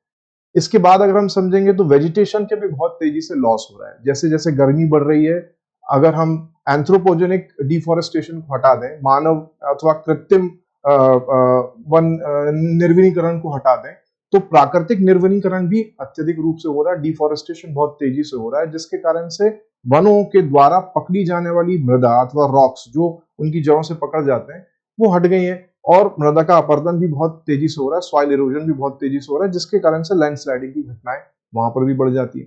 तो ओवरऑल अगर हम समझेंगे तो क्लाइमेट चेंज भी एक बहुत बड़ा फैक्टर बन गया है यहाँ पर लैंडस्लाइड्स के आने के लिए, और भारत में ये सब हमको देखने मिलता है। इसरो ने, नेशनल रिमोट सेंसिंग सेंटर ने एक लैंडस्लाइड एटलस बनाया है जिसमें वल्नरेबिलिटी इंडेक्स अलग अलग बनाए गए हैं, और सबसे ज्यादा वल्नरेबल क्षेत्र जो लोअर हिमालयाज हैं उनको माना गया, खासतौर पर जम्मू कश्मीर, फिर हिमाचल प्रदेश, उत्तराखंड, फिर उस तरफ हम चले जाएं तो त्रिपुरा, नागालैंड, मेघालय के जो क्षेत्र है वहां पर लैंडस्लाइडिंग सबसे ज्यादा वल्नरेबल क्षेत्र माने गए। दूसरे स्तर पर वेस्टर्न घाट्स, क्योंकि वहां पर डिफॉरेस्टेशन बहुत तेजी से हुआ और अब इंटेंसिव रेनफॉल हो रहा है, तो वो भी बहुत तेजी से एक हाईली वल्नरेबल लैंडस्लाइड एरियाज बन जा रहे हैं। अब तीसरी तरफ हम देखें तो कुछ लेस वल्नरेबल एरियाज है, जैसे महाकाल की पहाड़ियां हैं, मैकाल की पहाड़ियां और महादेव पहाड़ियां हैं हमारे विंध्याचल्स में, इनमें भी थोड़े बहुत लैंडस्लाइडिंग की घटनाएं होती जा रही हैं। इसके अलावा अर्बन डंप फील्ड्स भी अपने आप में एक बहुत बड़े लैंडस्लाइड के प्रॉब्लम बने हुए, ऑल्दो वो नेचुरल क्षेत्र नहीं है, कृत्रिम क्षेत्र है, पर वहां पर भी लैंडस्लाइडिंग होती है, एक्सीडेंट्स होते हैं, ह्यूमन लाइफ जाती है। वो कचरे के पहाड़ है और वहां होना वनस्पत सी बात। तो इन सारी चीजों में लैंडस्लाइडिंग अथवा भूस्खलन एक मूल रूप से एक बड़े डिजास्टर के रूप से हमको देखने मिलता है, और डिजास्टर मैनेजमेंट एक्ट 2005 ने लैंडस्लाइडिंग को आइडेंटिफाई किया और लैंडस्लाइडिंग को एक मेजर डिजास्टर के जैसे समझा है। इसके बाद 2019 में नेशनल लैंडस्लाइड स्ट्रैटेजी बनाई गई, और उसके बाद नेशनल लैंडस्लाइड गाइडलाइंस बनाई गई, जिसके through national disaster relief management authority in सभी कंडीशंस में या लैंडस्लाइडिंग की घटनाओं में त्वरित कार्य करती हैं, और अर्ली वार्निंग सिस्टम भी उन्होंने जो हाई वल्नरेबिलिटी एरियाज हैं वहां पर लगा करके रखे हुए हैं। और कुछ जगहों पर अर्ली वार्निंग सिस्टम की अगर हम बात करें तो किसी तरीके का भूकंप की घटना अथवा सॉइल खिसकने की अथवा रॉक खिसकने की कोई भी घटना होती है तो उसके अर्ली वार्निंग्स हमको मिल जाती है, जिसके कारण से वहां से आसानी से ह्यूमन कॉलोनीज को हटाया जा सकता है और उस पर होने वाले इम्पैक्ट को कम किया जा सकता है। इसके अलावा भविष्य में लैंडस्लाइड अथवा जो हाई वल्नरेबिलिटी एरियाज हैं वहां पर जहां पर लैंडस्लाइड हो सकती है उन सभी को रोकना भी हमारे लिए एक प्रमुख रूप से महत्वपूर्ण बिंदु है। जैसे अगर हम बंबई पुणे राष्ट्रीय राजमार्ग की बात करें तो वहां वो पूरा राष्ट्रीय राजमार्ग भी लैंडस्लाइडिंग अथवा रॉक स्लाइडिंग के कारण से बहुत ज्यादा इफेक्टेड था। पूरा कोंकण रेलवे की अगर हम बात करें तो वो भी लैंडस्लाइडिंग से बहुत ज्यादा इफेक्टेड था। कई बार पत्थर आके सीधे रेल लाइन पे ही गिर जाते थे, ट्रांसपोर्ट रुक जाता था, एक्सीडेंट्स हो जाते थे। अभी बहुत सारे हमको यूट्यूब पे और फेसबुक पे भी इंस्टाग्राम पे भी वीडियो देखने मिलते हैं। आजकल नए नए टूरिस्ट पैदा हो गए हैं जो मनाली की तरफ भागते हैं और कभी पत्थर उनकी गाड़ी पे गिर जाता है, कभी इस तरीके की चीजें। तो ऐसे खास तौर पर जब इन जगहों पर ये प्रभाव बढ़ते जाएंगे, खासतौर पे टूरिज्म बढ़ता जाएगा, माउंटेन टूरिज्म एक बहुत बड़ा रिस्क बना रहा है। ये मैं नहीं कहूंगा कि वो एक रीजन बन गया है, लेकिन एक बहुत बड़ा रिस्क बना रहा है। रीजन इसलिए भी है क्योंकि जितना ज्यादा माउंटेन टूरिज्म बढ़ रहा है उतना ज्यादा ब्लैक कार्बन माउंटेन्स में बढ़ रहा है, ग्लेशियल मेल्टडाउन और ग्लेशियल एवलांचेस के चांसेस बढ़ रहे हैं। तो उसके कारण से ऊपरी सतह पर हिमालयों में एक लैंडस्लाइड तो होगा जिसके कारण से लोअर हिमालयाज में भी इफेक्ट होगा। लेकिन दूसरा हमको ये भी देखना होगा कि जहां पर परपेचुअल लैंडस्लाइडिंग चल ही रही है उन सभी क्षेत्रों में अगर जो माउंटेन टूरिज्म है उसमें जान माल के खतरे को कैसे बचाया जा सके, ये सबसे ज्यादा जरूरी है। तो कुछ जगहों पर प्लास्टिक मेशेस लगा दिए जाते हैं, मेटल मेशेस लगा दिए जाते हैं जो ज्यादातर लैंडस्लाइड वाले एरियाज हैं। कुछ जगहों पर मार्ग ही अवरुद्ध कर दिया जाता है, खासतौर पर कुछ साल के कुछ महीनों में, जैसे बारिश के दिनों में माउंटेन टूरिज्म रोक दिया जाता है। चार धाम यात्रा को भी कम कर दिया जाता है उत्तराखंड और आसपास के क्षेत्रों में, क्योंकि वहां लैंडस्लाइड की घटनाएं बढ़ जाती हैं। तो ये भी national disaster relief disaster management authority in सब चीजों पर भी ध्यान रखती है ताकि जान माल के खतरे को कम किया जा सके। अब अंतरराष्ट्रीय स्तर पर भी कुछ एफर्ट्स लिए गए, जैसे DRC democratic Republic of Congo ने वेटिवर ग्रास सिस्टम इनिशिएट किया। वेटिवर ग्रास सिस्टम में उन सारी जगहों पर जहां पर लूज सॉइल ज्यादा है, जहां पर सैंड स्टॉर्म भी हो सकता है अथवा मड स्टॉर्म्स का फॉर्मेशन हो जाता है, उन सभी जगहों पे एक मोटी ग्रास की लेयर बना दी गई ताकि वो पकड़ सके और मृदा का उतना अपरदन ना हो सके अथवा सॉइल इरोजन इतना ज्यादा ना हो सके। तो इन सब चीजों पर भी ध्यान रखना होगा। आईआईटी दिल्ली ने भी अभी एक वल्नरेबिलिटी एटलस बनाया है जहां पर उस वल्नरेबिलिटी एटलस के अकॉर्डिंग हम ये डिफाइन कर सकेंगे किन क्षेत्रों में ज्यादा लैंडस्लाइड होने के चांसेस हैं अथवा क्लाइमेट चेंज किस तरीके से किन क्षेत्रों को ज्यादा प्रभावित करेगा। उसके अकॉर्डिंग हम लैंडस्लाइड और लैंडस्लाइड की घटनाओं से होने वाले दुष्प्रभावों को कम कर सकें। हाँ, मूल रूप से ये तो हम नहीं कह सकते कि लैंडस्लाइड को हम खत्म कर सकते हैं, ये नेचुरल डिजास्टर है, ये होता रहेगा। इसके नेचुरल कारण भी है, मानव कृत्रिम कारण भी है। हम कृत्रिम कारणों को कम करके और प्राकृतिक कारणों से होने वाली दुर्घटनाओं को थोड़ा सा अथवा उससे होने वाली जान माल के खतरे को कम किया जा सकता है। ओके, बहुत अच्छा आपने एक्सप्लेन किया। अब सर जी बस एक छोटा सा संक्षिप्त में आप हमें बता दें, क्योंकि अभी इस वीक के पेपर में, न्यूज़पेपर में आ रहा है कि जिस तरह से हीट वेव चल रहा है, अभी तक 500 से अधिक ऑफिशियली सूचना है लोगों को हीट वेव के कारण। और अब ये बार बार बात चल रही है, इससे पहले भी फाइनेंस कमीशन पे, हमने 15 फाइनेंस कमीशन के सामने एक प्रेशर दिया था स्टेट गवर्नमेंट का। जो हीट वेव है, जो खास के मैदानी भाग में इतनी ज्यादा गर्मी पड़ रही है और लोग मर रहे हैं, तो इनको कहीं ना कहीं डिजास्टर मैनेजमेंट 2005 के एक्ट में इसको एक नेचुरल डिजास्टर माना जाए और इसके लिए स्टेट गवर्नमेंट को कंपनसेशन का अमाउंट थोड़ा सा सेंट्रल गवर्नमेंट बढ़ाए। लेकिन सेंट्रल गवर्नमेंट बार बार हाथ पीछे खींचे और इसका कारण बताया जाता है कि एक आदमी के मरने पर 4 लाख रुपए कंपनसेशन देना पड़ेगा। और गवर्नमेंट को चिंता इस बात की है कि जो वल्नरेबल है वो हीट वेव के शिकार होते हैं, जैसे पहले से वो नॉन कम्युनिकेबल डिजीज के शिकार है, हार्ट प्रॉब्लम है या फिर एक्यूट ब्लड प्रेशर है, अचानक से वो हीट में गए, उनका मतलब वो हीट के कारण उनका इफेक्ट ज्यादा पड़ गया, तो अब वो हीट वेव ही उसका कारण बनेगा और उसका भी हमें पेमेंट हमें करना पड़ेगा। और हम वैसे भी 12 ऐसी मदें हैं जो नेचुरल डिजास्टर मैनेजमेंट के तहत वो नेचुरल डिजास्टर में उनको काउंट किया गया है। अब वो हीट वेव को काउंट नहीं करना चाहिए। इस पर जरा आप अपना ओपिनियन बताइए एक्सपर्ट होने के नाते कि क्या सरकार का ऐसा सोचना सही है? सर, डिजास्टर मैनेजमेंट एक्ट 2005 के थ्रू साइक्लोन, सुनामी अथवा अर्थक्वेक, इसके बाद जो ऐसे नेचुरल कैलामिटीज हैं, फ्लड हो गया, लैंडस्लाइड हो गया, जिसको हम कैलामिटी बोलते हैं, मास लेवल पर जिसमें एक बहुत बड़ा बड़े स्तर पर प्राकृतिक एवं जानमाल का खतरा हो जाता है तो उनको हमने डिजास्टर के रूप में माना है। अब नेशनल डिजास्टर मैनेजमेंट एक्ट 2005 आने के बाद से नेशनल डिजास्टर रिलीफ फंड की भी स्थापना की गई और स्टेट डिजास्टर रिलीफ फंड की भी स्थापना की गई। स्टेट डिजास्टर रिलीफ फंड में और नेशनल डिजास्टर रिलीफ फंड में एक रिफ्ट हमेशा सेंटर स्टेट की चलती रहती है। बहुत सारे स्टेट्स ऐसे हैं जो चाहते भी रहे हैं कि हीट वेव को हम एक डिजास्टर के रूप से समझें, और हीट वेव को हम डिजास्टर के रूप से समझेंगे तो उस जगह पर जो इसमें जान माल का जो खतरा हो रहा है अथवा किसी की मृत्यु हो रही तो उसमें हम उनको कॉम्पनसेशन दे सकते हैं और एक तरीके से एक सॉल्यूशन बनाया जा सकता है। लेकिन हर बार फाइनेंस कमीशन के पास ये चीज जाती है और फाइनेंस कमीशन उसको मोल्ड कर देते हैं। अभी कुछ दिनों पहले भी उड़ीसा और ऐसे राज्य गए थे, उन्होंने कहा कि हम इसको एक लोकल डिजास्टर मान लेते हैं और 10% स्टेट डिजास्टर रिलीफ फंड के थ्रू हम उसको हीट वेव में दे देंगे।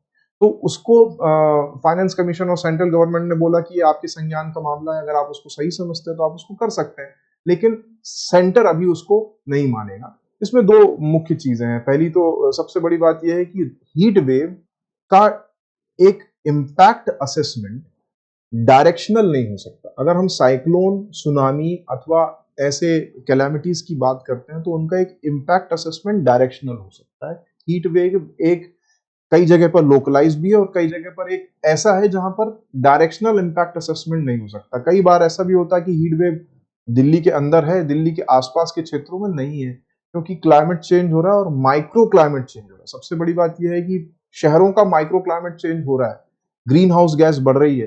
ग्रीन हाउस गैस बढ़ने के कारण से यहाँ पर पड़ने वाली जो गर्मी है वो अत्यधिक हो गई है। आसपास के क्षेत्रों में अगर हम गाँव में चले जाएंगे तो वहां पर ग्रीन हाउस गैस उतनी कम है, दिल्ली के कोर से अगर हम कंपेयर करेंगे तो वहां पर उतना प्रभाव हीट वेव का देखने नहीं मिल रहा। तो एक डायरेक्शनल असेसमेंट नहीं हो पाने के कारण से डिजास्टर रिलीफ एजेंसीज भी उसका आइडेंटिफिकेशन नहीं कर पाएंगी किस जगह पर ये डिजास्टर हुआ है और किस जगह पर ये डिजास्टर नहीं हुआ है।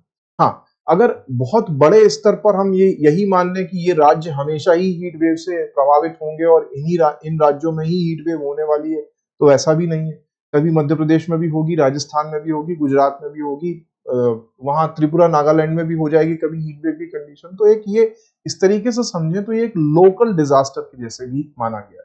दूसरी बात ये भी सही है कि डायरेक्टली हीट वेव से कोई नहीं मरता। साइक्लोन में साइक्लोन की चपेट से कोई मर जाता है, लैंडस्लाइड में लैंडस्लाइड की चपेट से कोई मर जाता है, पत्थर आके अगर आपके ऊपर आकर गिर गया तो आपकी जान जाएगी। लेकिन हीट वेव आपको लगी है तो उसके उपचार भी हैं, और आपकी यदि मृत्यु हो रही तो वो उस केस में ज्यादातर हो रही तो पहले से ही क्रिटिकल इलनेस में लोग थे। तो सरकार इस बात को बोलती है और कहीं ना कहीं कई मायनों में ये सही भी है कि हीट वेव से डायरेक्शनल डेथ तो नहीं है अथवा हीट वेव का डायरेक्शनल दुष्प्रभाव भी नहीं। तो इन सारे मुद्दों पर अगर लेकर हम चलें तो ये जरूर है कि सरकार के पास एक एक्सक्यूज बन गया है कि हीट वेव अभी हमारे पास डिजास्टर नहीं, लेकिन जिस हिसाब से फ्रीक्वेंसी इस साल हमको देखने मिली है, पिछले कुछ सालों में उतनी फ्रीक्वेंसी देखने नहीं मिली है जितनी फ्रीक्वेंसी और जितने डायरेक्शंस में हीट वेव की एक फ्रीक्वेंसी हमको देखने मिली, खासतौर पर शहरों में, बड़े शहरों में, शहरों के आसपास में भी, और साथ में बी ग्रेड टीयर 2 सिटीज में भी हमको हीट वेव की इंटेंसिटी बहुत हाई मिली है। ये एक बहुत बड़ा प्रेशर है और सरकार को इस विषय में संज्ञान लेना चाहिए। जैसे कि एक लैंडस्लाइड स्ट्रैटेजी उन्होंने बना दी अथवा एक लैंडस्लाइड मैनेजमेंट अथॉरिटी उन्होंने बना दी, तो हीट वेव स्ट्रैटेजी बनाई जा सकती है, हीट वेव मैनेजमेंट स्ट्रैटेजी बनाई जा सकती है। और हीट वेव मैनेजमेंट स्ट्रैटेजी के थ्रू रिलीफ वर्क्स के लिए एक डिटेल नोटिफिकेशन बनाया जा सकता है केंद्र सरकार के द्वारा। यदि केंद्र सरकार इसको संज्ञान में लेगा तो हीट वेव एक मेजर एम्फेसिस तो आ ही जाए, क्योंकि अंतरराष्ट्रीय स्तर पे भी हीट वेव को एक मान्यता डिजास्टर के रूप में दी जाने लगी है। जैसे अब हम क्लाइमेट डिजास्टर की जब हम बात करते हैं तो क्या क्लाइमेट डिजास्टर में हीट वेव आ जाएगा, ये भी एक सबसे बड़ा प्रश्न है। क्या क्लाइमेट डिजास्टर है हीट वेव? तो हाँ, क्लाइमेट डिजास्टर है। यूनाइटेड नेशंस एनवायरनमेंट प्रोग्राम ने हीट वेव को एक क्लाइमेट डिजास्टर के जैसे लिया और उसके लिए मिटिगेशन स्ट्रैटेजी बनाई जानी चाहिए, इसके विषय में लिया गया। तो यदि केंद्र सरकार इसको संज्ञान में नहीं ले रही है, राज्यों के बार बार उनसे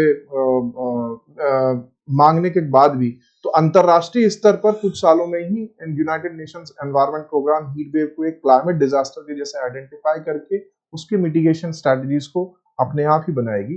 तब वहां पर राज्य सरकार और केंद्र सरकार बाध्य भी हो जाएंगे कि इसको एक डिजास्टर के रूप में माना जाए और उसको एक मैनेजमेंट स्ट्रैटेजीज की बनाई जाए। ओके। बहुत अच्छा आपने एक्सप्लेन किया।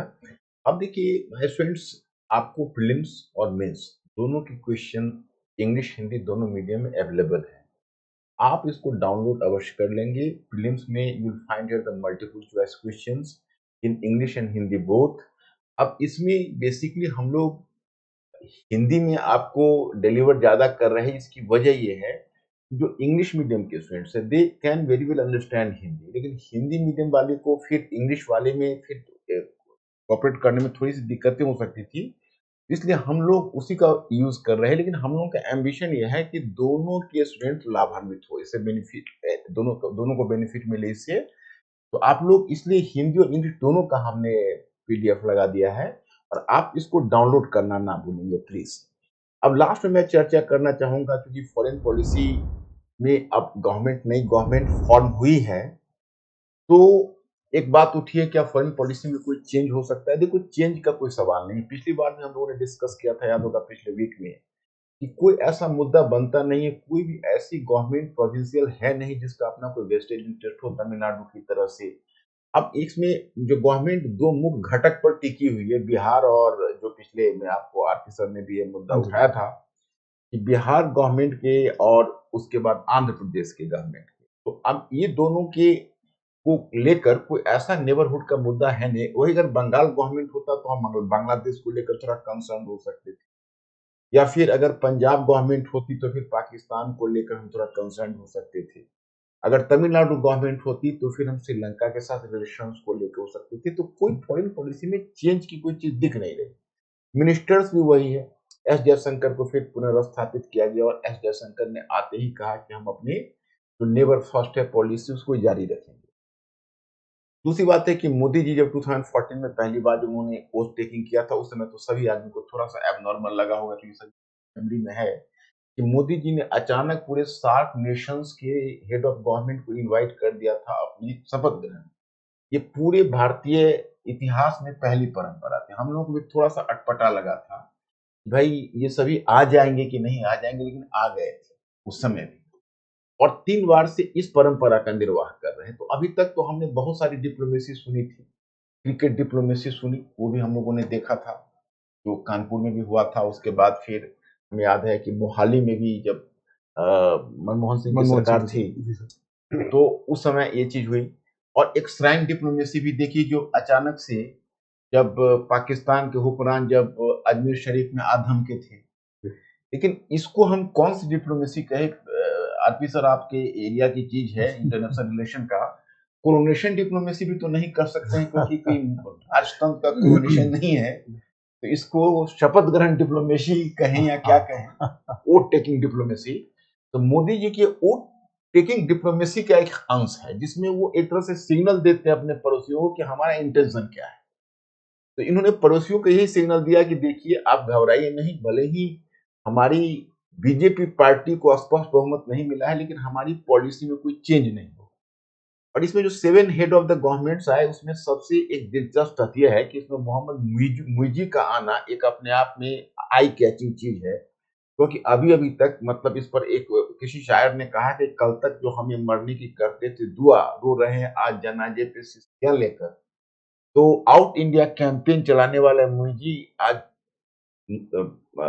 प्रधानमंत्री मोदी के शपथ ग्रहण में मौजूद ही नहीं थे, बल्कि बहुत सकारात्मक ढंग से मौजूद थे, और उन्होंने भविष्य में भारत को के साथ संबंध सुधारने की पहल की। आए हम लोग। हाँ, और एक दूसरा नोटिस करने वाली चीज है कि पाकिस्तान और चीन डायरेक्टली इनविटेशन दोनों में से किसी को नहीं था। चाइना को तो वैसे भी नहीं जाना चाहिए, पाकिस्तान को भी नहीं था, लेकिन पाकिस्तान के भूतपूर्व प्रधानमंत्री नवाज शरीफ ने विश किया जो प्रधानमंत्री को, लेकिन चाइना को अभी तक जब न्यूज़पेपर में हमने विश करते नहीं पढ़ा है। आप लोगों ने किसी ने पढ़ा है क्या? सर जी जिनपिंग ने नहीं किया, वाइस प्रेसिडेंट ने किया। क्या है?